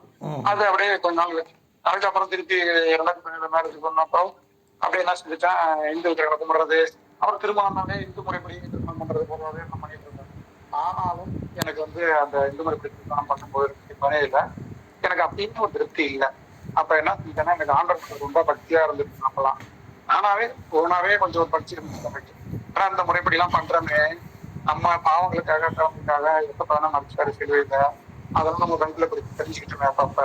ஆனா எப்ப தெரிஞ்சு நம்மளுக்கு கல்யாணம் பண்ணி வச்சா நல்லா இருக்குமே, நம்ம அப்படி இந்து முறைப்படி கல்யாணம் பண்றோம், ஆண்டவர் இங்க இருப்பாரோ அப்படின்னு அந்த மண்டபத்துல நான் 2017 கல்யாணம் பண்ணும்போது என் கண்ணு தெரிச்சு, ஆண்டவர் இங்க இருந்து நம்ம ஆத்து வச்சா நல்லா இருக்கு, இந்த முறையெல்லாம் நமக்கு பிடிக்கலையே அப்படின்ற மாதிரி எனக்கு அப்படியே மனசு ஆட்டோமேட்டிக்கா எனக்கு ஆச்சு. அப்ப அவ்வளவு மனசு துக்கப்பட்டேன். ஆமா, வச்சதுக்கு அப்புறம் அப்படியே விட்டுட்டேன். அதுக்கப்புறம் ஆரம்பம் என்ன 2018 எங்க போன் நம்பர் எப்படியோ பிடிச்சி என்னை வந்து பாக்குறதுக்கு வராப்புல. அப்ப நான் வந்து அப்ப அங்க மாமனார் வீட்டுல இருக்கேன், என்னை வந்து பாக்குறாப்புல. இப்ப என் ஊருக்கு வந்தாரு, அங்க வந்து பாக்குறாப்புல. பார்த்துட்டு மணி மகன் அந்த மாதிரி நான் வந்து ஆண்டை போயிட்டு வந்து பேசிட்டு நான் வந்து தஞ்சாவூர் போயிட்டாப்புல. அது முடிஞ்சு போச்சு. 2017 பார்ப்போம். கல்யாணம் பண்ணிட்டு சந்தோஷம் ஏற்படுத்தி மாமனார் பாப்பா அழைச்சு போயிட்டாப்புல. 2018 எனக்கு ஒரு பெரிய ஃபேமிலியில செட்டில் ஆகி பிரிவினை வரும்போது அந்த டைம்ல நான் தனியா கூப்பிட்டு வந்து சரியா பண்ணிடலாம் ஆரம்பம்லாம் போயிட்டேன். அப்போ ஒரு எல்லாமே வாழ்க்கையே போச்சு, எல்லாம் போயிட்டு மனசு வந்து தனியா கிடக்கும்போது ரொம்ப இது சாமியா ரொம்ப கூப்பிட்டு ரொம்ப மந்திரம் அப்படியே ரொம்ப குத்தி போயிட்டு இருந்தேன். திடீர்னு பார்த்தா 2 மாசம் எனக்கு சாமி கும்பிட்டு தனியே போயிடுச்சு. தனியா கூட்டத்துல அப்படியே மனசு ஒழுகி போய் கிடந்தேன், உடஞ்சி போய் கிடந்தேன். அந்த டைம்ல ஆகும்போது எனக்கு ஏதாச்சும் அடிக்கிறாப்புல 2018. இப்போ மார்ச் மாசம் போல அப்படியே அடிக்கிறாப்புல. அடிச்சு என்ன வயசு பண்றேன் அப்படின்னு கேட்கும்போது நிறைய அடிச்சு போயிடுச்சுன்னு எல்லா விஷயமும் சொன்னேன். சொல்லும் போது எனக்கு ஆண்டரை வந்து மறுபடியும் சொல்றாப்புல. ரொம்ப வாந்தியா போயிடுச்சு எனக்கு. அந்த வார்த்தையை ஏற்கனவே கேட்டோம், நல்லா வார்த்தையா இருந்துச்சு. இப்போ அதே போல இப்ப பல சிக்கல் மாட்டிட்டு இருக்கோம். இப்போ இந்த டைம்ல அந்த வார்த்தை வந்து நமக்கு வார்த்தையா இருக்கு, என்ன எழுதினா நல்லா கவனமா இருக்கான்னு சொல்லுன்னா அப்புறம் திருப்பி சொன்னாப்புல இந்த மாதிரி நான் சபையை தெரிஞ்சுக்கேன் பிரதர் இருக்காங்க இருக்கும்போது நல்லா மனசுல எனக்கு இந்த வார்த்தை எல்லாம் முடிச்சிச்சு. திடீர்னு பார்த்தா ஒரு நாள் எனக்கு ஆட்டோமேட்டிக்காவே ஆரம்பத்தில் பேசும்போது கண்ணு மூடிக்கிச்சு. மூடிக்கிட்டு திடீர்னு காட்சிகளா கட்ட ஆரம்பிச்சது எனக்கு. ஆமா நீ என்ன ஏன் காட்சி காட்டுறதுன்னு சொல்லி கேட்டாப்ல. இந்த மாதிரிலாம் காட்சி காட்டுறதுன்னு சொன்னாங்க. அது சொல்லும்போது இதுவும் ஆண்டவர் ஒன்று தொட்டிருக்காரியா, தேவன் உனக்கு இந்த வார்த்தை எல்லாம் கொடுத்துருக்காரு, நீங்க இந்த மாதிரி சூழ்நிலை உன் ஆண்டவர் தொட்டிருக்காருங்கிறது எனக்கு தெரியுது. என்னென்ன காட்சி காட்டுன்னு சொன்னா காட்சி எல்லாம் சொல்ல அந்த காட்சியெல்லாம் மக்களுக்கு சொல்லிட்டே இருந்தாங்க. அப்பதான் நானே புரிஞ்சுக்கிட்டேன், நம்ம தேவன் நம்மளை தொட்டிருக்காரு, நம்ம கிட்ட வந்திருக்காரு அப்படிங்கிறது நான் புரிஞ்சுக்கிட்டேன். அப்படியே அந்த அப்புறம் பிறகு நீ ஒண்ணும் இல்ல, பிரதருடைய செய்தியை யூடியூப்ல கேளு, யூடியூப்ல வருது பிரதர்கிட்ட பேசுது அப்படின்னு சொல்லி நம்பர் கொடுத்தாப்ல. அப்புறம் நான் வந்து எனக்கு நம்பர் வச்சு சேவ் பண்ணிட்டு அந்த யூடியூப்ல செய்தியை கேட்டேன். என் மனசுல என்னென்ன கூச்சல் குழப்பம் கவலைகள் இந்தனை அவமானம் எல்லாம் என்னதான் பெரிய நினைச்சு போனோம்னா எல்லாத்தையும் ஒட்டச்சு ரிசீவ் பண்ணுவான். அந்த செய்தி வர்ற செய்தியை கேட்க கேட்க எல்லாம் என்னுடைய அனைத்து பிரச்சனைக்கும் தீர்வு சொல்லிட்டு அந்த செய்தி ஒவ்வொரு நாள் செய்தியும் என்னுடைய மனசுக்குள்ள இருக்க அவ்வளவு செய்திக்கும் அவ்வளவு பிரச்சனைக்கும் அவ்வளவு இருக்கிறதும் தீர்வு சொல்லுது. அதெல்லாம் கேட்க கேட்க எனக்கு அப்படியே இருந்த பாடம் புத்தம் எல்லாம் கொஞ்சம் கொஞ்சமா நீங்கிட்டே வந்துச்சு. ரொம்ப மனசு கொஞ்சம் போயிடுச்சு. அப்புறம் நான் நல்லா கேட்க உற்சாகம் எடுத்தேன். அப்புறம் சபைக்கு வரணும்னு ஆசைப்பட்டேன். ஒரு 3 மாசம் நான் அங்க வராமலேயே இங்க குடிச்சு வந்துட்டு கேட்டு மட்டும் இருந்தேன். நான் ஒரு ஆகஸ்ட் மாசம் தான் நான் அங்க வந்தேன். அந்த டைம்ல கேட்கிற டைம்லாம் எனக்கு யாரெல்லாம் இருக்கும். அப்புறம் செய்தியை கேட்டு பிரதர் பேசணும்னு சொன்னாப்ல. என்ன பண்ற செய்தி கொடுக்குறாரு, பிரதர்கிட்ட எப்படி நம்ம பேசுறது, அவருக்குள்ள கடவுள் இருக்காரு, ஆண்டவர் இருக்காரு, ஆண்டவத்தை எப்படி போய் நம்ம பேச முடியும், அவருக்கு தான் ஆண்டவர் இருக்காரு குடிச்சிட்டு பயந்துக்கிட்டு பேசவே இல்லை. நான் பேசியா பயப்படாதே, நல்லா பேசுறியா, செய்தியில கடிஞ்சு பேசாம எனக்கு நேர்ல நல்லா பேசுவாரு. அதை வந்து பயந்துட்டு இருந்தேன். அதுக்கப்புறம் திருப்பி சபைக்கு வந்தேன். நல்லா பேசுறீங்க, ரொம்ப உற்சாகமா என்ன பாத்துக்கிட்டீங்க. அப்புறம் எனக்கு அப்புறம் திருப்பி அங்க வந்து செய்தி கேட்கும் போது அங்க எல்லாருக்கும் நான் ஒரு சிபாரசு போது இன்னும் இறக்கி வாங்கி தேவனே என்ன நல்லா பற்றி பிடிச்சாரு. நான் தேவனை பிடிச்சிக்கிட்ட கேட்டுக்கேன். அதுலதான் என் ஜீவன் தப்பிச்சுது, என் ஆத்மா தப்பிச்சுது, என் குடும்பம் தப்பிச்சுது. எல்லா சிக்கல்ல இருந்து நான் வேலையில பிடிச்சிக்கிட்டேன். எனக்கு சுற்றிலும் அந்த நெருக்கடியில இருந்து எல்லாம் வந்து ஒரு எப்படி சொல்றது மனுஷனாவே இல்லை அந்த டைம்லாம். ஆனா என்ன ஒரு மனுஷனா தேவன் மாற்றி வச்சாரு. நல்ல சிந்தனைகளை கொடுத்து, நல்ல ஒரு ஆரோக்கியமான உணவை கொடுத்து, சபையில காத்து கொடுத்து, எவ்வளவு பெரிய சொல்லலாம் என்னை எல்லா வழியும் எனக்கு திருப்தி கொடுத்தாரு. எல்லா வழியும் எனக்கு நம்பிக்கை தந்தார். உறுதியா இன்னைக்கு இன்னைக்கு அதே நம்பிக்கையோட இருக்கியா? இன்னைக்கு அதே நம்பிக்கையோட அதே மாதிரி வாஞ்சைய செய்தி, அதே மாதிரி செய்தி இதே மாதிரி உனக்கு அதே மாதிரி இன்னைக்கும் அதே செய்தி உனக்கு உதவி செய்தா? இப்போ அழுத்து போச்சா செய்தி? உதவி செய்து கொஞ்சம் வேலை இல்லை. சரி, அந்த செய்தியில் உனக்கு தேவன் உன்னோட பேசுறாரா? இல்லைப்பா,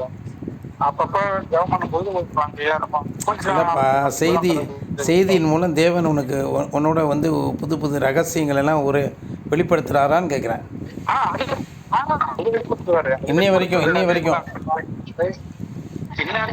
அது நாளைக்கு வந்து நீங்க ஒரு பெயர் கொடுக்க போறீங்கன்னா அது இன்னைக்கே நானும் 6 பேசுறது பேசுவோம். பார்த்தா அது பேசிட்டு பார்த்தா நாளைக்கு அதுதான் செய்தியா வரும். அதுவே எங்களுக்கு ஒரு மாதிரி ஏன்னா நம்ம வந்து சேர்ந்து பேசணும். ஆனா இங்க பார்த்தாக்க திடீர்னு அதே வருதுன்ட்டு ஒரு உற்சாகமா இருக்கும். மனசுல என்ன நினைக்கிறோமோ அது செய்தியா வரும். பேசிக்கிறது என்ன பேசணுமோ அது செய்தியா வர்றதுனால இப்படியாவே வந்து அவர் வந்து அவர் ஆவினாலேயே அப்படியே வழிநடத்தி நான் இருக்கிறேங்கிறத ஒரு ஒவ்வொரு நிமிஷத்துலயும் புரிஞ்சுக்கிட்டே இருந்தாரு. முழுக்க பிரச்சனை இருந்தாங்க, அவங்கள கை சுத்தம் பண்றாங்க. ஆனா பிரச்சனையில இருக்கிற டைம்ல தான் எனக்கு அதுக்கு எப்படி ஃபேஸ் பண்ண. சரிப்பா, நீயே பேசிட்டு அப்புறம் அது கம்ப்ளீட் பண்ண முடியாது. ரொம்ப சந்தோஷம். ஆர்வம், நீ லைனில் இருக்கியா இல்லை வேலையாக இருக்கியா? லைனில் இருக்கியா வேலையாக இருக்கியா? லைன்ல தான் இருக்கேன். எங்கே இருக்க? கடையில் இருக்கியா வெளியில் இருக்கியா? இது சர்ச்சில் இருக்கியா? சர்ச்சுக்கு இப்போ தான் வந்தான். சரி, உன்னோட அனுபவத்தை 2 வார்த்தையில் சொல்லு. என்னுடைய அனுபவம் வந்து 2012 வந்து இங்கே என்எஸ்சி மருது பாட்டியல் காலேஜில் படிக்க வந்தேன். அப்போ என் நண்பர்கள் வந்து என் கிளாஸ்மேட் வந்து ராமச்சந்திரன், கார்த்திக், சந்தோஷ் 3 பேர் வந்து என் கூட படிச்சுட்டு இருந்தாங்க. என்எம் லாட்ஜில் வந்து அவனை 3 பேருமே வந்து என்எம் லாட்ஜில் வந்து தங்கி படிச்சுட்டு இருப்பானோ எக்ஸாமுக்காக. ம். நான் வந்து எங்க அக்கா வீட்டுல இருந்து படிச்சுட்டு இருந்தேன். டெய்லி போயிட்டு காலேஜுக்கு வந்துட்டு போயிட்டு இருந்தேன். ஆஹா. அப்பதான் வந்து புது பஸ் ஸ்டாண்டு கிட்ட வந்து அந்த என்எம் லாட்ஜி பக்கத்துல உங்க சபை இருந்திருக்கு. ம். கார்த்திக் வந்து ஏற்கனவே வந்து அவன் கிறிஸ்டியன்ல இருக்கிறதால வந்து உங்கள்கிட்ட வந்து ஜெபம் பண்ணிட்டு வந்துட்டு இருந்தான் 2-3 நாளா. ம். அப்பதான் கார்த்திக் என்னை கூப்பிட்டான், வாடா இது இந்த லாட்ஜிக்கு வந்து வா, உனக்கு வந்து என்னென்னமோ சொல்லி அந்த சப்ஜெக்ட்ல வந்து எப்படின்னு சொல்லிட்டு நோட்ஸ் கொண்டு எடுத்து கொடுக்குறேன்னு சொல்லிட்டு வந்து ஷேர் பண்ணிக்கலாம்டா அப்படின்னு சொல்லிட்டு கூப்பிட்டான். ம். நானும் அப்புறம் காலையில போயிட்டு அவனுக்கு தேவையான மெட்டீரியல் எல்லாம் ரெடி பண்ணி நோட்ஸ் எல்லாம் எடுத்து கொடுத்துட்டு இருக்கும்போது அப்புறம் காலையிலே வந்து என்ன பண்றாங்க, வாடா ஒரு சர்ச் இருக்கு வாடான்னு சொன்னா, இல்லடா நான் வரலடா அப்படின்னு சொல்லி பேசினேன். ம். இல்ல அதெல்லாம் பிடிக்காதுடா கார்த்திக், எனக்குலாம் வந்து சுத்தமா ஈடுபாடே கிடையாதுன்னு போது தான், இல்லடா சும்மா என் கூட மட்டும் வர ஃப்ரெண்டு நான் கூப்பிட்டா வரமாட்டேன்னு சொல்லிட்டு போது தான் நான் வந்தேன். ம்ஹும். அப்ப நீங்க இருந்தீங்க. ம்ஹும். நீங்க இருந்த போது அப்புறம் கொஞ்ச நேரம் செய்தியை வந்து கார்த்திகிட்ட சொல்லும் போது அப்புறம் நானும் ராமச்சந்திரன் சந்தோஷம் எல்லாம் கேட்டுட்டு இருக்கும் போதுதான் சரி பசங்க எல்லாம் அப்புறம் நீங்க ஜெபம் பண்ணி விட்டுட்டீங்க, நாங்க கிளம்பி வந்துட்டோம். ம். கிளம்பி வந்த பிறகு அப்புறம் கார்த்திக் வந்து இங்க எப்பயுமே வந்து பாஸ்டர் வந்து இருந்துட்டு இருப்பாரா, நீ ஏதாவது உனக்கு வந்து தோணுச்சுன்னா நீ போயிட்டு அப்பப்போ ஜெபம் பண்ணிட்டு வாடான்னு சொல்லிட்டு கார்த்திக் வந்து என்கிட்ட சொல்லுவான். ம்ஹும். சரி கார்த்தி நான் பாத்துக்கிறேன் ம்ஹும். அப்படின்னு சொல்லிட்டு அவன் அப்புறம் எக்ஸாம் எழுதி கிளம்பி போயிட்டானுவான். ம்ஹும். அன்னைக்கு ஒரு நாள் வந்து நீங்க வந்து என்ன சொல்லிட்டீங்கன்னா, எப்பா நீங்க தனியா இருக்கும்போது எப்பச்சும் நீங்க வரலாம்ப்பா சபைக்கு சொல்லிட்டு பேசுனீங்க. ம். அப்ப நான் என்ன சொன்னேன், எனக்கெல்லாம் இந்த தகுதி இல்ல, ம்ஹும். இவரு புனிதமான கடவுளு, நானா வந்து அந்த அளவுக்கு நல்லவங்க கிடையாதுன்னு சொல்லும் போது நீங்க என்ன சொன்னீங்கன்னா ஒரு வார்த்தை சொன்னீங்க, ம். பாவத்தை வந்து மன்னிக்கிறவர் தான் ஏசு கிறிஸ்து, ம்ஹும். நீ எவ்வளவு பாவம் செஞ்சாலும் நீ வந்து மனம் திரும்பிட்டா அதை வந்து சரி பண்ணிட்டு வரேன்னு சொல்லிட்டு, நீ இப்ப வந்து பேச டைம் இல்ல, நீ வந்து வர ஞாயிற்றுக்கிழமை வாப்பா அப்படின்னு சொல்லிட்டு பேசி என்னை அனுப்பிவிட்டீங்க. ம்ஹும். நான் முழங்கால் போட்டு ஜெபம் பண்ணி என்னை அனுப்பிவிட்டீங்க. அப்புறம் வந்து ஞாயிற்றுக்கிழமை வந்து உங்க செய்தியை கேட்கும் போதுதான் எனக்குள்ளே ஒரு சந்தோஷம் கிடைச்சது. இதனடா இவரு கொடுக்குற செய்தியை வேற வேற இதுல எங்கேயோ போயிட்டு இருக்குன்னு சொல்லிட்டு அதை விசுவாசிக்க அப்பவே எனக்கு கொஞ்சம் பக்தியா இருந்தேன். ம்ஹும். அதுல இருந்து அப்புறம் ஆரம்பிச்சதுல இருந்து இதுவரையும் வந்து உங்களோட செய்தியை கேட்டுக்கிட்டு அப்புறம் ரட்சிக்கப்பட்டு ஞானஸ்தானம் எடுத்து எல்லா வழியிலும் தேவன் வந்து என்னை வந்து எங்க போனாலும் அங்க இருந்து விருத்தாசலத்துல இருந்து வருவான், அந்த டைம்ல வருவான், நைட் நல்லா வருவான், ஒரு ஆக்சிடென்ட் எந்த ஒரு ஆபத்தும் வராது, அன் டைம்ல போவான் அன் டைம்ல வருவான், யாருமே ஒன்றும் பண்ண மாட்டாங்க, ஒன்றும் பண்ண முடியாது. அந்த அளவுக்கு வந்து ஆண்டவர் அவ்வளவு வைராக்கியமா அவ்வளவு விசுவாசமா இருப்பான். ம்ஹும். இதுவரையும் இப்படி இருந்துட்டு தான் இருந்தேன், அப்படிதான் ரட்சிக்கப்பட்டேன். சரி, இப்படி வந்து ஆண்டவர் ஒன்று நல்லா புரிஞ்சுக்கிட்டேன். அது வரைக்கும் ஆண்டவரை பற்றி ஒன்று புரியாமல் இருந்துச்சு இல்லையா? ஆமா, அதுக்கு முன்னாடி எனக்கு தெரியவே தெரியாது, புரியவும் புரியாது. ம்ஹும். நான் இந்து கடவுள் தானே கும்பிட்டுட்டு இருந்தேன். எங்க வீட்டுல வந்து பட்டையை போட்டுக்கிட்டு இலைய போட்டு எப்ப பார்த்தாலும் விரதம் அப்படி இப்படின்னு சொல்லிட்டு அப்படிதானே படிச்சு சாப்பிட்டு உட்காந்துருப்போம். ஆமாம்.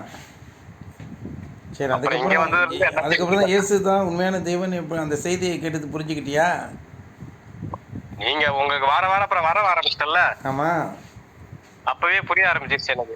ம். சரி, இதே மாதிரி தான் சுரேஷோட சாட்சியுமே என்னென்னு கேட்டீங்கன்னா, நாங்களாம் ஒரே காலேஜில் படித்தோம், சரபஞ்சி காலேஜில் தான் படித்தோம். சுரேஷுக்கெலாம் வந்து ரொம்ப அவனை மாதிரி ஒரு அடிமுட்டால பார்க்க முடியாது. கெட்ட வார்த்தை தான் பேசிகிட்டு இருப்பானுங்க, எதாக இருந்தாலும் இந்த செக்ஷியாக தான் பேசிகிட்டு இருப்பானுங்க அவன் ஃப்ரெண்ட்ஸு. நான் ஒருத்த மட்டும்தான் கொஞ்சம் அது மாதிரிலாம் பேச மாட்டேன். இருந்தாலும் நான் வந்து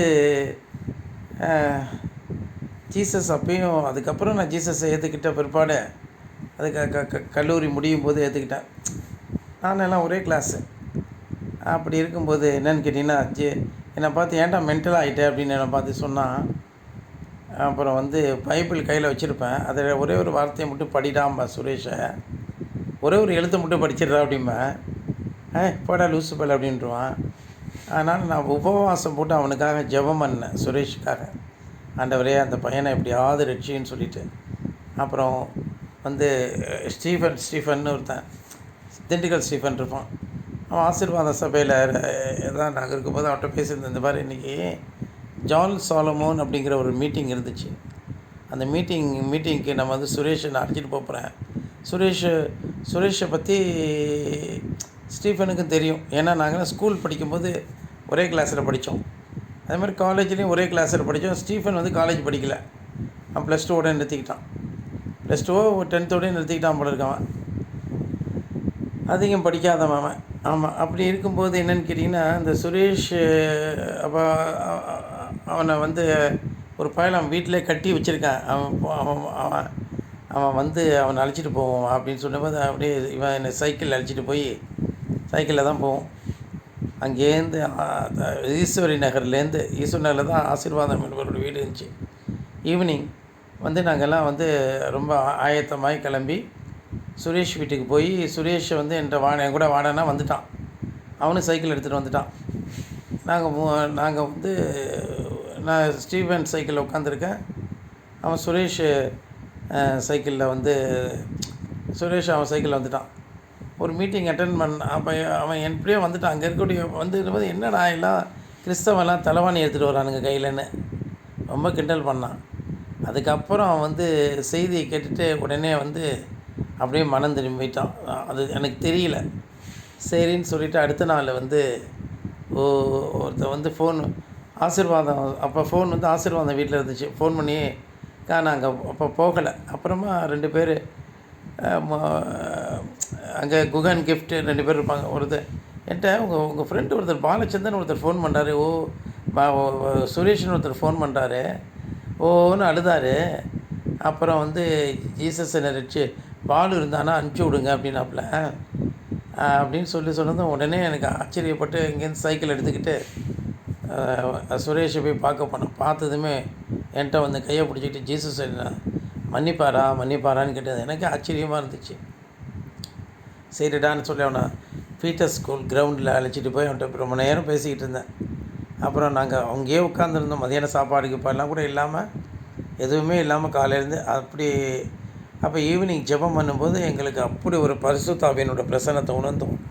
அவனுக்கு தரிசனங்கள்லாம் தெரிய ஆரம்பிச்சிருச்சு. அதன் பிற்பாடு அந்த கிரவுண்ட்லேயே இருந்துட்டு நிறைய பேர் ஆத்துமாக்களை நிறைய பையன்களுக்கு சுவிசேஷத்தை சொல்லி நிறைய பேர் வர ஆரம்பிச்சிட்டானுங்க. அப்படி சுரேஷோட சாட்சி. ஆமாம். அப்போ ரொம்ப ஆச்சரியமாக இருக்கும். அப்படி வந்து அது ஒரு காலம் வந்து சுரேஷ் அப்படி இயேசுவை பிடிச்சிக்கிட்டான். அதனால தான் இன்னமும் அவனை வந்து என்னால் மறக்க முடியல. அதேமாதிரி ராமுன்னு ஒருத்தர், அந்த பையன் செத்து போயிட்டார். அந்த பையனும் இயேசுவை ஏற்றுக்கிட்டார். நாங்கள் 2 பேரும் ராமு இங்கே வாங்கன்னு சொல்லி நான் ஒரு சொல்லுவேன், நீ ஏற்றுப்பீங்களாண்ணா? ஏற்றுக்கிறேன் பாலு, உங்களை ரொம்ப எனக்கு பிடிக்கும் பாலு அப்படிம்பா. அப்படி சின்ன வயசுலேருந்து 6ஆம் கிளாஸ் படிக்கும் போதுலேருந்து எனக்கு படிச்சுட்டு இருந்தான். அவனும் 10th நிறுத்திட்டான். 10th ஃபெயிலாக என்ன தெரியல. 10th ஃபெயில் அவன். அதோடு நிறுத்திட்டான். +2 ஃபெயிலாக 10th ஃபெயில்னு நினைக்கிறேன். நிறுத்திட்டான். அதுக்கப்புறம் வந்து என் மேல் ரொம்ப மரியாதையாக இருப்பான் அவன். யார்? ராமுங்கிறவன். சின்ன இதுலேருந்து அவன் நீங்கள் என்ன சொன்னால் நான் ஏற்றுப்பேன் அப்படின்னா. அப்போ ஜீசஸ் தான் உண்மையான கடவுளை ஏற்றுக்கிறீங்களா? நீங்கள் சொன்னால் ஏற்றுக்கிறேன் மாலேன்னு சொல்லிட்டு அவனும் எங்களோட சேர்ந்து ஜெபிக்க ஆரம்பிச்சிட்டான். அப்புறம் இங்கே 2-3 பசங்க, சாலமுன்னு ஒரு பையன், எல்லாம் சின்ன பசங்க. அவங்க இவங்க எல்லாருமே அவன் வந்து சாலமோனுங்கிற பையன்லாம் பார்க்கும்போது நான் அந்நிய பாஷை பேசுவேன். அதனோட அர்த்தம் எனக்கே தெரியாது. சாலமோனுங்கிற பையன் நீங்கள் என்ன பேசுகிறீங்க? சாலமோனில் இன்னொருத்தன் வந்து ரங்கராஜன் ஒரு பிராமண பையன். அவன் வந்து அவனுக்கு நான் சுவிசேஷத்தை சொல்லி அவனுக்கு ஜெபம் பண்ணும்போது கிசு நான் என்னென்னா பயங்கரமான பவர் ஏதோ இறங்குதுன்னா. பிராமண பையனுக்கு எப்படி அந்த பவர் இறங்குச்சுன்னு அப்புறமா நான் அந்நிய பாஷை பேசும்போது இது என்னன்னு கேட்டான். அது ஒரு பாஷைப்பா, அதுக்கு அர்த்தம் உண்டு அப்படின்னாப்புல. அவன் அடுத்த நாள் வரும்போது அந்த பாஷைக்கு அடுத்த நாள் அவனை பையன் எங்களுக்காக காத்துட்ருப்பானுங்க அந்த பையனுங்க. நான் ஜெபம் பண்ணும்போது அதுக்காக அதனோட அர்த்தத்தை அவன் சொல்ல ஆரம்பிச்சிட்டான். ஆச்சரியமாக இருந்துச்சு. நான் பேசுகிறது பாஷையினோட அர்த்தம் இப்படியா அப்படின்னு எனக்கே ஆச்சரியமாகிடுச்சு. அப்படி வந்து அந்த நாட்களில் நான் செய்யாத ஊழியங்கள் கிடையாது, வராத ஆத்துமாக்கள் யாரை பார்த்தாலும் டக்குன்னு வந்துடுவாங்க. மனுஷரில் பிடிக்கிறவர்களாக்குவேன்னு சொன்னார் இல்லையா, அந்த அனுபவம். யாராக இருந்தாலும் டப்புன்னு வந்துடுவாங்க. சரன்னு ஆசீர்வாதமே அரண்டு போனான். என்னடா அவன் மனுஷனா அவன் என்னடான்ட்டுன்னு.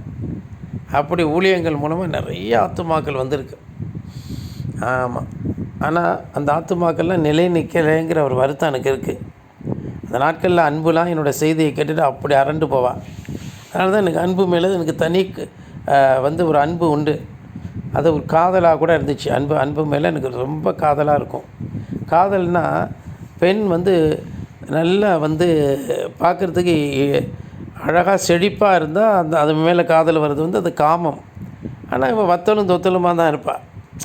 இருந்தாலும் பார்க்குறதுக்கு ஒரு இல்லை அந்த வாலிபத்தினுடைய ஒரு வாலிப வயசினுடைய ஒரு முகத்தில் ஒரு லட்சணம் தெரியும் அதுகிட்ட. அப்போ எனக்கு அவ்வளோ ஆசையாக இருக்கும் அதுகிட்ட அந்த பிள்ளை. அது அப்படி என்னை பின்பற்றி இதே போல் தான் கோபால் வீடு எல்லாருமே என்னை பின்பற்றி தான் வந்தாங்க என்னோடய ஆச்சரியமான நடத்தையை பார்த்து. ஆமாம், இன்றைக்கி சபனமாக பாருங்கள், அவன் எவ்வளோ ஆச்சரியமாக ஐயா இன்னும் உயிராக இருக்கா. ஆமாம், ஸ்தோத்திரம். ஆனாலும் தேவன் இந்த நாட்களில் வந்து என்னென்னு கேட்டால் இனி வரக்கூடிய நாட்களில் இன்னும் அதிக அதிசயங்களையும் அற்புதங்களையும் செய்வார் நான் நம்புகிறேன். ஏன்னா இந்த தெய்வம் அநாதி தேவன். அவர் விக்கிரக தேவன் கிடையாது, மனுஷர்களால் உருவாக்கப்பட்ட தேவன் கிடையாது. ஆபிரகாம் நோவா அவனுடைய வம்சம் தழைக்கும் போது எல்லாருமே விக்கிரக ஆராதனைக்குள்ளே போயிடுறாங்க. அதில் தேராகுங்கிற ஃபேமிலி இருக்குது. அதிலேருந்து தேராகவனுடைய மகன் ஆபிரகாமுக்கு மட்டும் தேவன் மறுபடியும் தரிசனமாகி அவன் ஆச்சரியமாக அவரை பின்பற்றி வந்து இந்த அநாதி தேவனுடைய மகத்துவத்தை அறிஞ்சிக்கிறான். தேவன் தன்னுடையவர்களை பூமியில் உடையவர்களாக இருக்கிறார். அப்போ ஆபிரகாம் தேவனால் தெரிந்து கொள்ளப்பட்டவன்.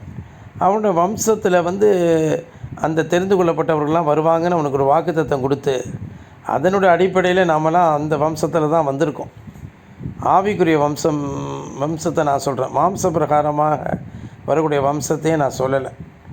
ஆமாம், ஆவிக்குரிய வம்சமாக தான் நம்ம வந்து அந்த ஆண்டவரை நாமெல்லாம் அநாதி தேவன் தான் நம்மளை வந்து அடைக்கலாம். என்னென்னா நான் நிறைய சமயங்களில் இந்த இயேசு கிறிஸ்துவை வணங்கும்போது எனக்கு வந்து தீர்க்க தரிசனம் உரைக்கிறவர்கள்லாம் ஆச்சரியமாக உரைப்பாங்க. யாருக்குமே அப்படிப்பட்ட ஒரு தீர்க்க தரிசனம் வராது. ஆமாம், இயேசு கிறிஸ்துட்டு அதுதான் என்னை நெருங்க வச்சிச்சு. ஒவ்வொருத்தருமே என்னை பார்த்து என்னோடய விசுவாசத்தை பார்த்து ஆச்சரியப்படுவாங்க. ஆமாம், இந்த மாதிரி ஒரு விசுவாசியை பார்க்கவே முடியாது, இந்த மாதிரி ஒரு மனுஷனை பார்க்க முடியாதுன்னு சொல்லி எல்லாருமே யூனிக்காக தான் வச்சுருந்தார் தேவன். ஆசீர்வாதம் என்பவனே என்னை பார்த்து அரண்டு போவான் மனுஷன் யாருன்னு. ஆனால் அது பொறாமையாக மாறி நாளடைவில் என்னை எதுக்க ஆரம்பிச்சிட்டான். இருந்தாலும் அது பொறாமையாக மாறி இவனை விட்டால் நமக்கு மேலே வந்துடுவான் அப்படிங்கிற மாதிரி அவன் நினச்சிருப்பானோ என்னமோ. நான்லாம் அப்படி இருக்க மாட்டேன், ஊழியக்காரனை மதித்து தான் நான் இருந்தேன்.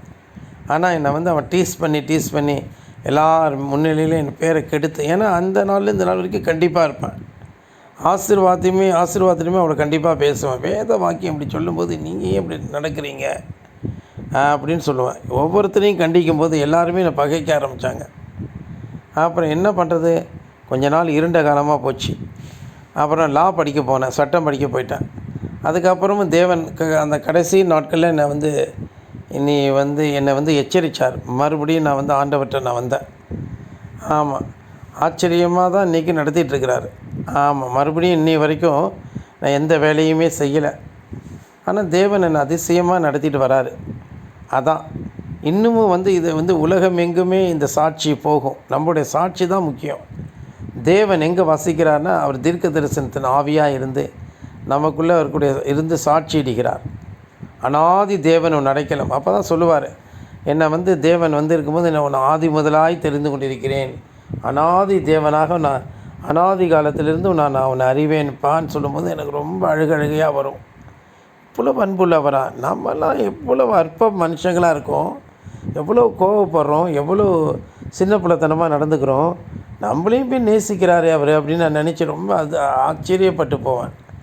அப்போ தான் தேவன் சொல்கிறார், நீ என்னுடைய நீதியினால் நீ வாழ்ந்துக்கிட்டு இருக்கப்பா, ஓ நீதினால் கிடையாதுங்கும் போது எனக்கு அப்போல்லாம் வேத வாக்கியங்கள் கொஞ்சம் கொஞ்சமாக புரிய ஆரம்பிச்சிச்சு.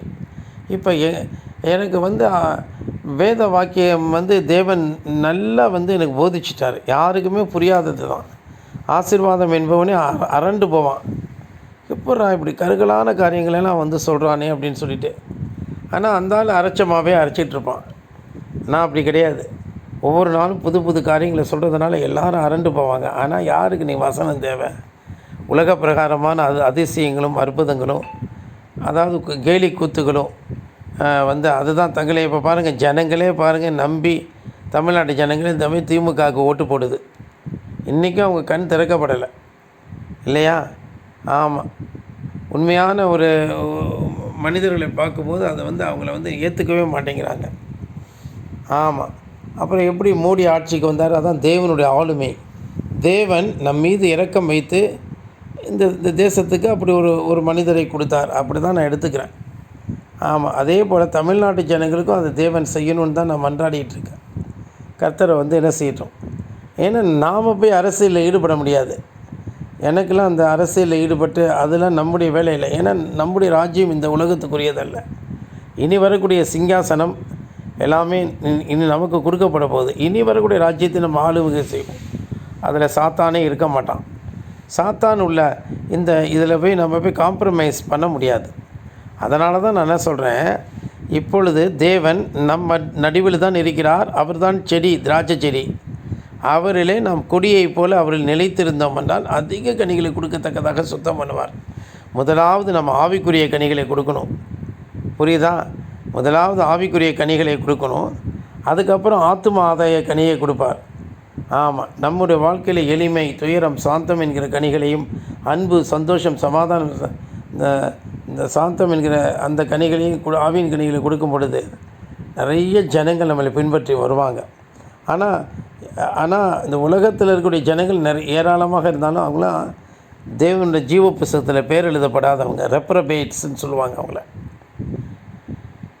அவர்களெல்லாம் தேவனால் வெறுக்கப்பட்டவர்கள்.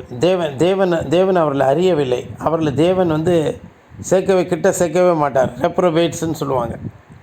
சில பேர் ஜீவ புஸ்தகத்தில் பேர் எழுதப்பட்டிருக்கும், கிறுக்கப்பட்டிருக்கும். ஆனால் இவங்க பேர் ஜீவ புஸ்தகத்தில் கிடையவே கிடையாது. இப்படிப்பட்டவங்களாம் இந்த உலகத்தில் அப்படி கோடானு கோடி மக்கள்லாம் அவங்களும் ரெப்ரபேட்ஸ். அவங்க வரமாட்டாங்க. ஜீவ புஸ்தகத்தில் பேர் எழுதப்படாதவர்கள். அவர்கள் அந்தி கிறிஸ்துவை வணங்குவதற்காகவே தெரிந்து கொள்ளப்பட்டிருக்கிறார்கள். ஆனால் அந்த மாதிரி காலத்தில் நம்மளை தேவன், உண்மையான தேவன், சர்வ வல்லமை உள்ள தேவனை நம்ம தெரிஞ்சுக்கிட்டோம்.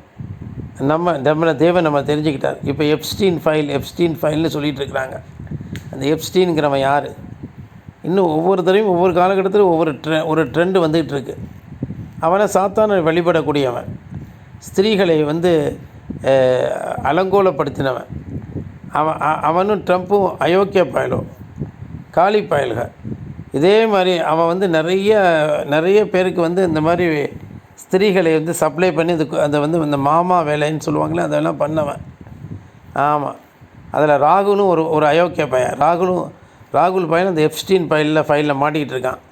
ஆனால் மோடி அவர் வாழ்க்கையில் இந்த மாதிரி காரியங்கள்லாம் செய்ய மாட்டார். அவரையும் அதில் இழுத்து விடுறதுக்கு பார்க்குறானுங்க. ஆனால் உண்மையில் ராகுல் பையன் எப்ஸ்டீனில் மாட்டிக்கிட்டு இருக்கான். அவனும் பெண்களை சீரழித்தவன். அதுக்கெல்லாம் நிறைய காட்சிகள்லாம் வந்துருச்சு. ஆனால் மோடி அப்படி கிடையவே கிடையாது. ஆமாம், அந்த எப்ஸ்டீன் ஃபைலில் இந்த மாதிரி அவெல்லாம் சாத்தான வழிபடுகிறவர்கள். சிறு பிள்ளைகளை கொன்று அதனுடைய இரத்தத்தை நரபலி செலுத்துகிறவர்கள். ஆமாம், சாத்தானுடைய வழிபாடு உள்ளவர்கள். அவர்களில் தான் இன்னும் பல விதமான ஆங்கிளில் பார்த்துக்கிட்டு இருக்காங்க. இலுமினாட்டிஸ் அவங்களாம் இந்த டீப் ஸ்டேட் அப்படின்னு சொல்லிகிட்டு இருக்காங்க. இது ஆச்சரியம் இல்லை. சாத்தான் தான் அந்த உலகத்தை ஆட்சி செஞ்சிட்ருக்கான். ஆனால் தேவன் அவனோட தலையை நசுக்கி அவனை இதில் என்ன செஞ்சிருவார், கொண்டு போய் கட்டி வச்சிருவார். இதை பற்றி நம்ம புரிஞ்சுக்கணுன்னா யூதா எழுதின நிருபத்தை முட்டி போட்டு படிங்க, நல்லா புரியும். அதாவது விசுவாசத்தினாலே பரிசுத்தவான்களுக்கு ஒரு விஷயம் ஒப்பு கொடுக்கப்பட்ட விசுவாசத்தினாலே நம்ம இயேசுவை அறிஞ்சிக்கிட்டோம். நமக்கு ஒரு புலன் உண்டு. கண்ணாலே நம்ம பார்க்குறோம். கண் என்பது ஒரு புலன். அதை ஒரு பொருளை அப்படி காட்சிப்படுத்தி பார்க்குது. காது என்பது அது ஒரு புலன். அது சவுண்டை உணர்ந்து அதனுடைய தன்மைகளை ஆராய்ந்து பார்க்குது. ஆமாம், நாவு என்பது என்ன? அது சுவையை பார்க்குது. மூக்கு என்பது என்ன? மனத்தை உணர்கிறது. அதுக்கப்புறம் தொடு உணர்வு இல்லையா? இப்படியாக ஐம்புலன்களும் தன் வேலைகளை செய்யும்போது அப்பொழுது தேவனை பற்றி, தேவனுடைய ரகசியங்களை அறியணும்னா இந்த 5 சென்ஸ் போதாது. அதுக்கு தான் மேம்பட்ட புலன் வேணும். அந்த புலன் தான் விசுவாசம். அந்த விசுவாசம் இல்லாவிட்டால் நாம் தேவனை அறிய முடியாது. விசுவாசத்தினால நீதிமான் பிழைப்பான். விசுவாசம் தான் நம்ம தேவனிடத்தில் நம்ம செயல்படும். இதுதான் சூப்பர் சென்ஸுமாங்க.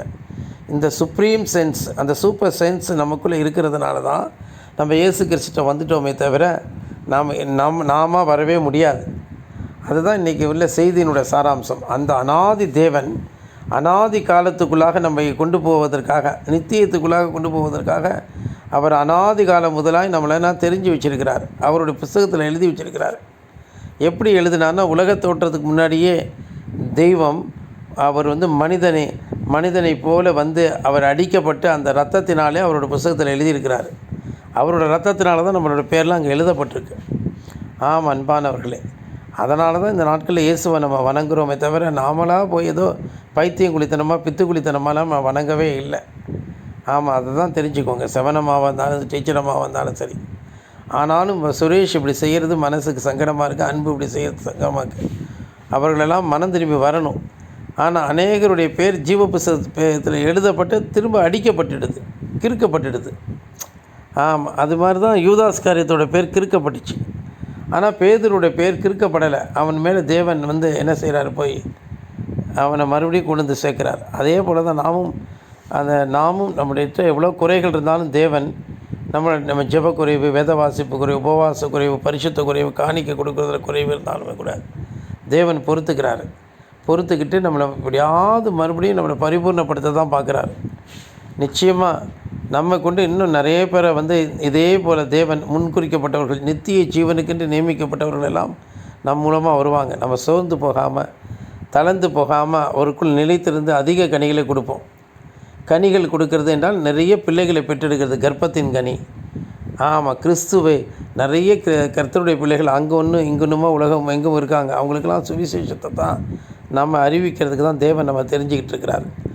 ஆகவே இந்த வசனத்தின்படி அநாதி தேவன் நமது அடைக்கலம், அவர் நித்திய புயங்கள் நம்முடைய ஆதாரம். இந்த உலகம் நமக்கு ஆதாரம் கிடையாது, நித்திய புயங்கள். அதான் அவருடைய நித்திய புயங்கள் தான் ஆதாரமாக இருக்குது. ஆமாம், கர்த்தருடைய புயம் என்பது யாருக்கு வெளிப்பட்டதுன்னு சொல்லலையா? அவருடைய நித்திய புயங்கள் தான் நமக்கு ஆதாரம், வலது கையும் இடது கையும். அநாதி தேவன் அடைக்கலம், அவர் நித்திய புயங்கள் ஆதாரம்னு சொல்லியிருக்கு. எப்படின்னு பார்த்தீங்கன்னா பாருங்களேன், அந்த வசனத்தில் அப்படி தானே சொல்லியிருக்கு, நித்திய புயங்கள் ஆதாரமே. அநாதி தேவன் உனக்கு அடைக்கலம், அவருடைய நித்திய புயங்கள் உனக்கு ஆதாரம். அவர் முன்னின்று உன் சத்துருக்களே துரத்தி விட்டு. நித்திய புயங்கள்னு சொல்லியிருக்கு. அவள் வலது கை இடது கை, எவர்லாஸ்டிங் ஆர்ம்ஸ் இல்லையா? அப்போ 2 ஆர்ம்ஸ் சொல்லியிருக்கு, முதலாம் வருகை, 2ஆம் வருகை. வலது கை ரட்சிப்பை கொடுக்கும், இடது கை நியாய தீர்ப்பை குறிக்கும்னு நம்ம எடுத்துக்கலாம். ஆமாம் அன்பானவர்களே, இந்த கடைசி காலத்தில் உள்ள செய்தியை கீழ்ப்படியாதவர்கள் நியாயந்தீர்க்கப்படுவார்கள். ஆமாம், அதனால் நாம் வலது கை இடது கை. ஆமாம், அப்படியாகவே நாம் தேவன்கிட்ட பணிவாக நம்ம நடந்துப்போம், மிகுந்த பயபக்தியோடு இருப்போம் அன்பானவர்களே. ஆமாம், நாமளாக இங்கே வரலை. தேவன் நம்ம உலக தோற்றத்துக்கு முன்னாடியே அநாதி காலம் முதலாகவே நம்மளை தெரிஞ்சிட்ருக்கிறார். நம்மளை குறித்து அவர் நன்கு அறிவார். ஆமாம், அதை தான் நான் சாட்சிடுறேன். அதை நீங்கள் கொஞ்சமும் மனசில் சந்தேகப்படாமல், சஞ்சலப்படாமல், இருக்கக்கூடிய கஷ்டங்களை கொஞ்சம் பொறுத்துக்கிட்டு எப்படியாவது வந்துடுங்க. தேவன் நமக்கு உதவி செய்வார். நம்முடைய நஷ்டங்கள் எல்லாம் லாபங்களாக மாறும். இதுக்கு எவ்வளோ காலம் தான் நம்மளை தேவன் இப்படி விட்டு வச்சுருப்பார். யோபுரோட முன்னிலைமையும் பின்னிலைமையும் பாருங்கள், யோசேப்பினுடைய முன்னிலைமையும் பின்னிலைமையும் பாருங்கள்.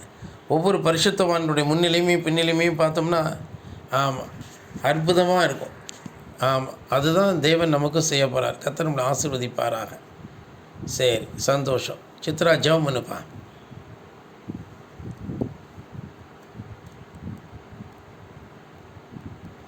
லைனில் இருக்கியா? மியூட் எடுத்துட்டு ஜிபி இருக்கேன். ஜெபம் பண்ணு.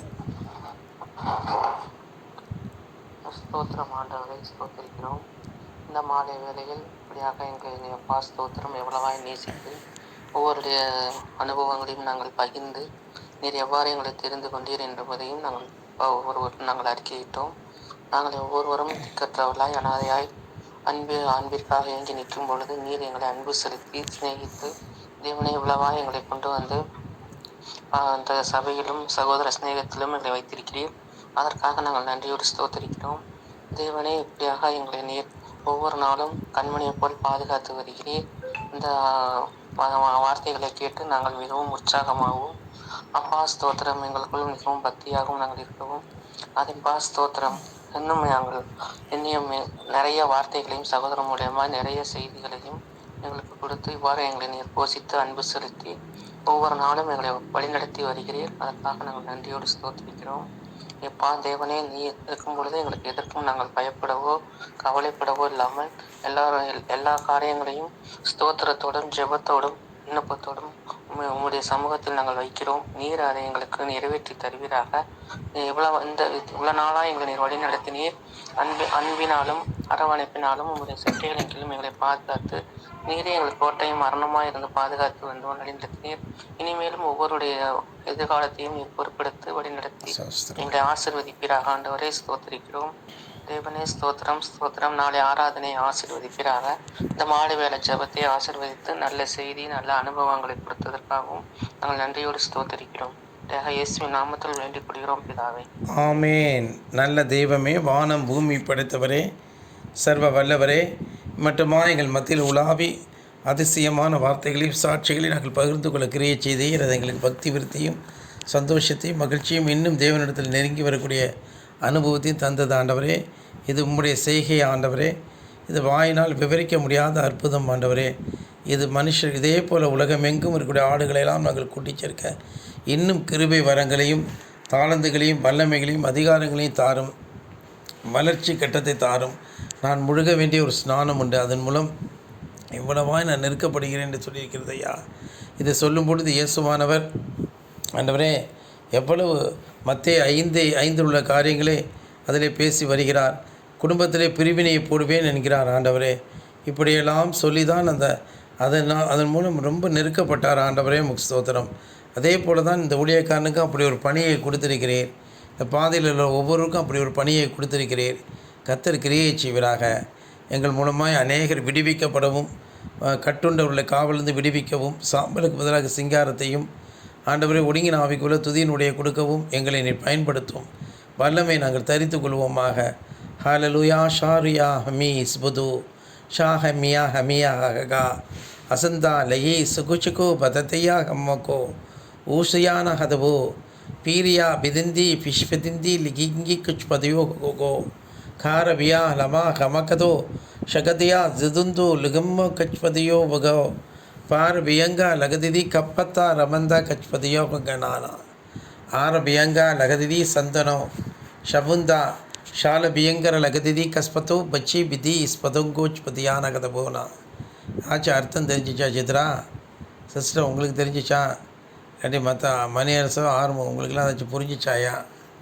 என்ன பாஷை பேசுனேன் சொல்லுங்கள் பார்ப்போம்.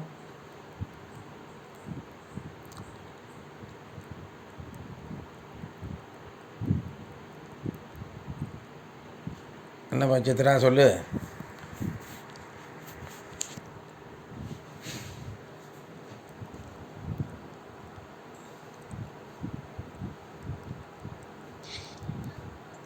ஹலோ, சொல்லுப்பா. அவர் தீர்மானத்தின்படி அழைக்கப்பட்டவர்கள நம்ம தேவனிடத்தில் அன்பு கூறுகிறது சகலமும் நமக்கு நன்மைக்கு ஏதுவாக நடக்குது அப்படின்னு அறிந்திருக்கிறோம். நம்ம வந்திருக்கக்கூடிய கஷ்டங்கள் கூட நன்மைக்கு ஏதுவானது தான். என்னடா லைஃப் அப்படி போயிடுச்சுன்னு யாரும் கவலைப்பட வேணாம். அதான் சொல்கிறாரா? சகலமும் நன்மைக்கு ஏதுவாக தான் நடக்குது. இது வரைக்கும் நடந்தது எல்லாமே நன்மைக்கு ஏதுவாக தான் இல்லையா? அப்படி தீர்மானத்தின்படி அழைக்கப்பட்டவர்கள நம்மளாம் அழைக்கப்பட்டிருக்கோம். நித்தியமான நன்மைக்கு ஏதுவாக தான் நடக்கும். நித்தியமான அவருடைய தீர்மானத்தின்படி தான் நம்ம அழைக்கப்பட்டிருக்கோம். ஆனா தேவனிடத்துல அன்பு கூறுகிறவர்களுக்கு எல்லாம் சகலமும் நன்மைக்கு எதுவாக தான் நடக்கும். சரிப்பா, சந்தோஷம். உங்களுக்கு என்ன சிஸ்டர் தெரிஞ்சிச்சு? நான் உங்களுக்கு சொல்லவில்லையா, பலம் கொண்டு திடமெனதான் இருங்க அப்படின்னு உங்களுக்கு கொடுக்கிற மகிழ்ச்சியும் சந்தோஷமும் அது அனித்தியமானது இல்ல. நித்திய மகிழ்ச்சி உங்க தலைமையில இருக்கும். சகிலும் தவிப்பும் ஓடி போகும், சந்தோஷம் மகிழ்ச்சி அடைவீங்க. இதுதான் நான் இருக்க வாக்கு தத்துவம் அப்படி சொல்றாரு. நான் உங்களுடனே தான் கூட இருக்கேன். நான் சகல காலங்களிலும் சகல நாட்களும் நான் உங்க கூட தான் இருந்துட்டு இருக்கேன். பாதாளத்துல போனாலும் அங்கேயும் நான் படுக்கைப்பட்டாலும் அங்கேயும் நீர் என்னோடு கூட இருக்கிறீர் அப்படின்னு சொல்றாரு தாவீது. வலதுகரம் என்னை அணைக்கு பிடிக்கும். என்னுடைய ஆவிக்கு மறைவாய் நான் எங்கே போவேன், உன்னுடைய சமூகத்தை விட்டு நான் எங்கே ஓடுவேன் அப்படின்னு சொல்றாங்க. நீங்க எங்க போனாலும் நான் அங்க உங்க கூட தான் இருந்துட்டு இருக்கேன். நான் முடிவு பண்ணி உங்க கூட தான் இருக்கிறேன். நான் கொடுக்குற இது நித்திய மகிழ்ச்சி, நித்திய சந்தோஷம் அப்படின்னு சொல்லி சொல்றாரு. அதை தான் இப்போ நம்மள என்ன அந்நிய பாஷையில் பேசுகிறது. அதாவது அநித்தியமானது இல்ல, நித்தியமானதுங்கிறத ஃபோக்கஸ் பண்றாரு. அது சரி, அருமையான வசனம், ரொம்ப எனக்கு பிடிக்கும். ரொம்ப ரொம்ப இந்த வசனம். எனக்கு வாக்குத்தத்தம். பாதாளத்தை படுக்க போட்டான் மீட்கப்பட்டவர்கள் திரும்பி ஆனந்த கழிப்புடன் பாடி சியோனுக்கு வருவார்கள், சஞ்சலமும் தவிப்பும் ஓடிப்போம், சந்தோஷம் மகிழ்ச்சி அடைவார்கள். அது அப்படியே இருக்கும். அந்த கொஞ்ச நாள் சஞ்சலமும் தவிப்புமா இருக்கும். சரி, அந்த வாக்குத்தத்தம் அந்த இயர் முடியறதுக்குள்ள அப்படியே நிறைவேறிடும். அதான் சங்கீதம் 139 சிஸ்டர். அது வானத்துக்கு ஏறினாலும் நீ அங்கே இருக்கிறேன், நான் பாதாளத்தில் படுக்கை போட்டாலும் அங்கேயும் இருக்கிறேன்னு. அதான் அனாதி தேவன் நம்ம அடைக்கலம்ங்கிறதும். இன்னும் வந்து இந்த நாட்களில் நித்திய மகிழ்ச்சிங்கிறது ஏசாயா 35 இல்லையா? ஆமாம், சகல நன்மைக்கு எதுவாக நடக்குது கொரிந்தியரில் வருது. ஆமாம், எல்லாம் அது வந்து நல்லா நமக்கு அந்த ஒரு புரிந்து கொள்ளுதல் இருக்கு. சகலமும் நன்மைக்கு எதுவாதான் நமக்கு நடக்குது.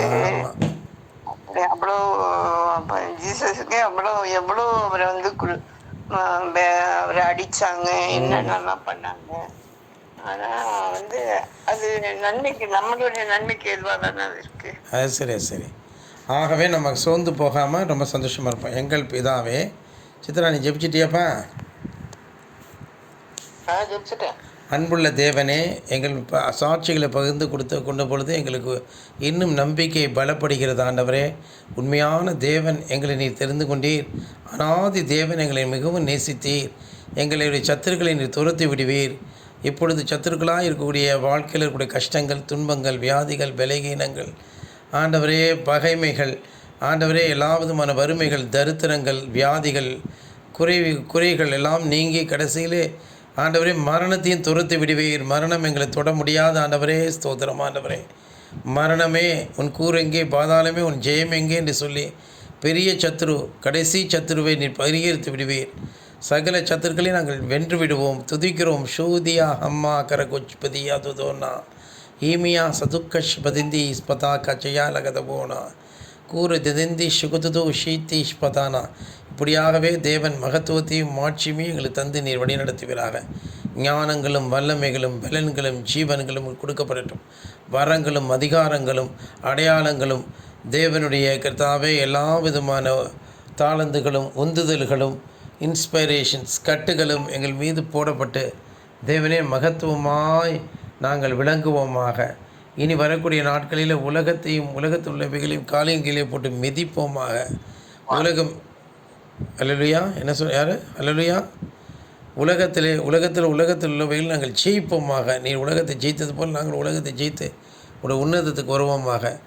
தேவனே, நீர் மனுஷனை சரியாக்கி வரங்களை தந்தீர் என்று சொல்லியிருக்கிறபடி அந்த வரங்களெல்லாம் எங்களுக்குள் செயல்படட்டும். அப்போஸ்தல, தீர்க்கதரிசி, சுவிசேஷக, போதகம், மேய்ப்பர், ஆண்டவரை குணமாக்கும் வல்லமை, அநேக அற்புதங்களை செய்தல், கர்த்தாவே பல பாஷைகளை பேசுதல், ஆளுமைகளையும் ஊழியங்களையும் சபையில் வைத்தீர் என்று சொல்லியிருக்கிறபடி இனி இந்த சபை இப்படியாக அலங்கரிக்கப்பட்டு உலகமெங்கும் ஒரே சபையாக நாங்கள் பரிணமித்து பரிமளிப்போமாக, பரிமளம் கொள்வோமாக. பரிணமித்தல் என்றால் ஆண்டவரே உமக்கு ஸ்தோத்திரம், பெருகுவோமாக என்ற அர்த்தம்.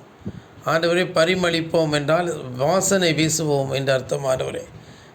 ஆண்டவரே பரிணமித்தோம் என்றால் நாங்கள் வளர்ச்சி உருவோம் என்ற அர்த்தம். பரிணமிப்போம், வளர்ச்சி உருவோம் என்ற அர்த்தம். ஆண்டவரே ஹல்லேலூயா, துதிக்க ஆவிக்குரிய விஷயத்தில் நாங்கள் பரிமணித்து ஆண்டவரே பரிமளிப்போமாக. ஹல்லேலூயா, ஸ்தோத்திரம். 3 காரியங்கள் உண்டாகட்டும். ஆண்டவர், பரிணாமம் என்பது மனுஷன் தெய்வமாக மாதல். ஆண்டவரே, பரிமாணம் என்பது பெருகுதல், குவான்டிட்டி. ஆண்டவரே, பரிமளித்தல் என்றால் ஆமாம் ஆண்டவரே, அது வாசனை வீசுதல், அது உலகம் எங்கும் வாசனை வீசுதல். பரிணாமம் என்றால் அது வந்து ஆண்டவரே அது வந்து குவாலிட்டி. ஆண்டவரே உமக்கு ஸ்தோத்திரம். பரிணமித்தல்,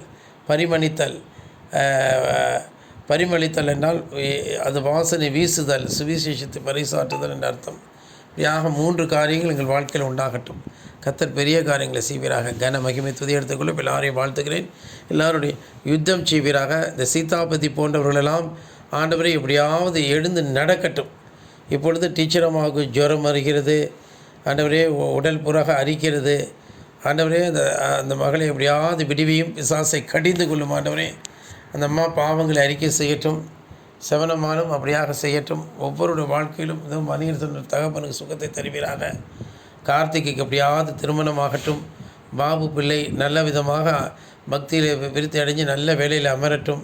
இப்படியாக எங்கள் சபையில் யாரும் சோடை போக வேண்டாம். ஆமாம் ஆண்டவரே, சீக்கிரமாக யுத்தம் செய்து எல்லாருக்கும் வேண்டிய நன்மைகளை செய்வீராக. குறைகள், குற்றங்கள், பலகீனங்கள் எல்லாம் நீங்க கிடவுது. பெரிய காரியங்கள் செய்வீராக. ஆமாம் ஆண்டவரே, உங்களுக்கு ஸ்தோத்திரம். காற்றான தனக்கு இஷ்டமான இடத்தில் இருக்கிறது, இஷ்டமானது வீசுகிறது சொல்லிக்கிறபடி ஆவிக்குரியவர்களாக நாங்களும் அப்படி இருப்போமாக. எங்களை காற்றாகவும் அக்னி ஜுவாலையாக மாற்றும். ஆவிக்குரிய தெய்வீக அனுபவங்களை தாரும். இயற்கைக்கு மேம்பட்ட அனுபவங்களை தாரும். ஆவியிலே கடந்து செல்லுதல். ஆண்டவரே, தேவனுடைய ஆவியானவங்களை தூக்கி செல்லுதல். ஆண்டவரே, ஆவியின் அதிகாரத்தில் கூடி வருதல். இன்னும் 3ஆம் மனம் மட்டும் எடுக்கப்பட்டு ஆண்டவரே ஸ்தோத்திரம். ஆண்டவரே, மனுஷனால் பேசப்படாதும் ரகசியங்கள் அறிந்தது போலவும் இன்னும் அற்புதமான காரியங்கள் எல்லாம் எங்கள் வாழ்க்கையில் பெற்றுக்கொள்ளவும் கர்த்தர் கிரியை செய்வீராக. வரங்களும் வல்லமைகளும் அதிகாரங்களும் இப்படியாக எங்களுக்குள் செயல்படுவதனாலே நாங்கள் ஆண்டவர் இன்னும் தேவனத்தில் நெருங்குவோமாக. எங்கள் கண்கள் திறந்த தூதர்களை கூட நாங்கள் காண்போமாக. ஹல்லேலூயா, தேவனோட தூதர்களை காண்போமாக. பணிபுரிய ஆவிகளை எல்லாம் நாங்கள் பார்ப்போமாக. ஆமாம் ஆண்டவர்களுக்கெல்லாம் நாங்கள் கட்டளையிடுவோமாக. கர்த்தாவே, இதன் மூலம் சுவிசேஷமானது உலகமெங்கும் செல்லட்டும். கடல் மேல் நடக்கவும், ஆண்டவரே தண்ணீரை திராட்சை ரசமாக்கவும், 5 அப்பம் 2 மீன் 5 பேர் பிட்டு போஷிக்கவும், மரித்தோர் உயிரோடு எழுப்பவும், ஆண்டவரே பிறவி குருடர்கள் பிறவி செவிடர்கள் ஆண்டவரே பிறவி குருடர் பார்வையடை செய்யவும், செவிடர்களை பேசவும், பிறவி ஊமையர்களை பேச வைக்கவும், இப்படியாக முடவர்களை நடக்க செய்யவும் கர்த்தர் கிரியை செய்தது போலவும் ஆண்டவரே துதிக்கிறோம். இன்னும் அநேக அற்புதங்கள் எங்களுக்கென்று வைத்திருக்கிற அற்புதங்கள், சிருஷ்டிப்புகள், மகத்துவங்கள் எல்லாம் சீக்கிரமாக எங்கள் மூலமாக நடைபெறட்டும். அதனால் ஆண்டவர் 3ஆம் எழுப்பு இன்னும் அநேக ஜனங்கள் வந்து சேரட்டும். ஆண்டவரே, ஒரே மந்தையும் ஒரே மேய்ப்பனுமாகட்டும். எங்களுடைய எதிரிகள் எல்லாம் வீழ்த்தப்படட்டும். பொல்லாதவன் ஆசீர்வாதம். கொடிய கயவர்கள், அரசியலர்களுடைய கொடிய கயவர்களாக வீழ்த்தப்படட்டும். திமுக கம்ப்ளீட்டாக வீழ்த்தப்படட்டும். தாவேகா வீழ்த்தப்படட்டும். சீமான் வீழ்த்தப்படுவானாக. எடப்பாடி வீழ்த்தப்படுவானாக. ஆண்டவரே, அண்ணாமலையை எப்படியாவது உயர்த்தி கொண்டு வந்து சேர்ப்பீராக. தேசம் எங்கும் ரட்சிப்பு உண்டாகட்டும். முஸ்லீம்களும் கிறிஸ்தவர்களும் அடங்கி பயந்து நடுங்குவார்களாக. உண்மையான எழுப்புதல் உண்டாகி உண்மையான கர்த்தருடைய பிள்ளைகள் ஆண்டவர் இந்துக்கள் மத்தியிலிருந்தும் எல்லா மதங்கள் மத்தியிலிருந்தும் பாஷைகள் மத்தியிலிருந்தும் இப்படி கொண்டு சேர்ப்பீராக. மோடி என்பவரை பாதுகாத்து கொள்ளும். பங்களாதேஷை, பாகிஸ்தானை, ஸ்ரீலங்காவை என்றென்றைக்கும் அடங்கச் செய்யும். அவருடைய தந்திரங்கள், சூழ்ச்சிகள் எதுவும் நிறைவேற வேண்டாம். தீவிரவாதிகளை ஒழித்து கட்டும். இந்தியாவை சுற்றில் இருக்கக்கூடிய எல்லா எதிரிகளையும் இந்தியாவின் காலிகளை மிதிப்பீராக. இஸ்ரவேலுக்கு சமாதானம் உண்டாகட்டும். அவருடைய எதிரிகளையும் இஸ்ரவேல் காலில் ஒப்புக் கொடுப்பீராக. தேவனே ஸ்தோத்திரம். பெரிய காரியங்களை செய்யும். கன மகிமை துதி எடுத்துக்கொள்ளும். இயேசுவின் நாமத்தில் ஜெபிக்கிறோம் பிதாவே, ஆமேன். பாதத்தில் விழுந்து பணிந்து கொள்கிறோம்.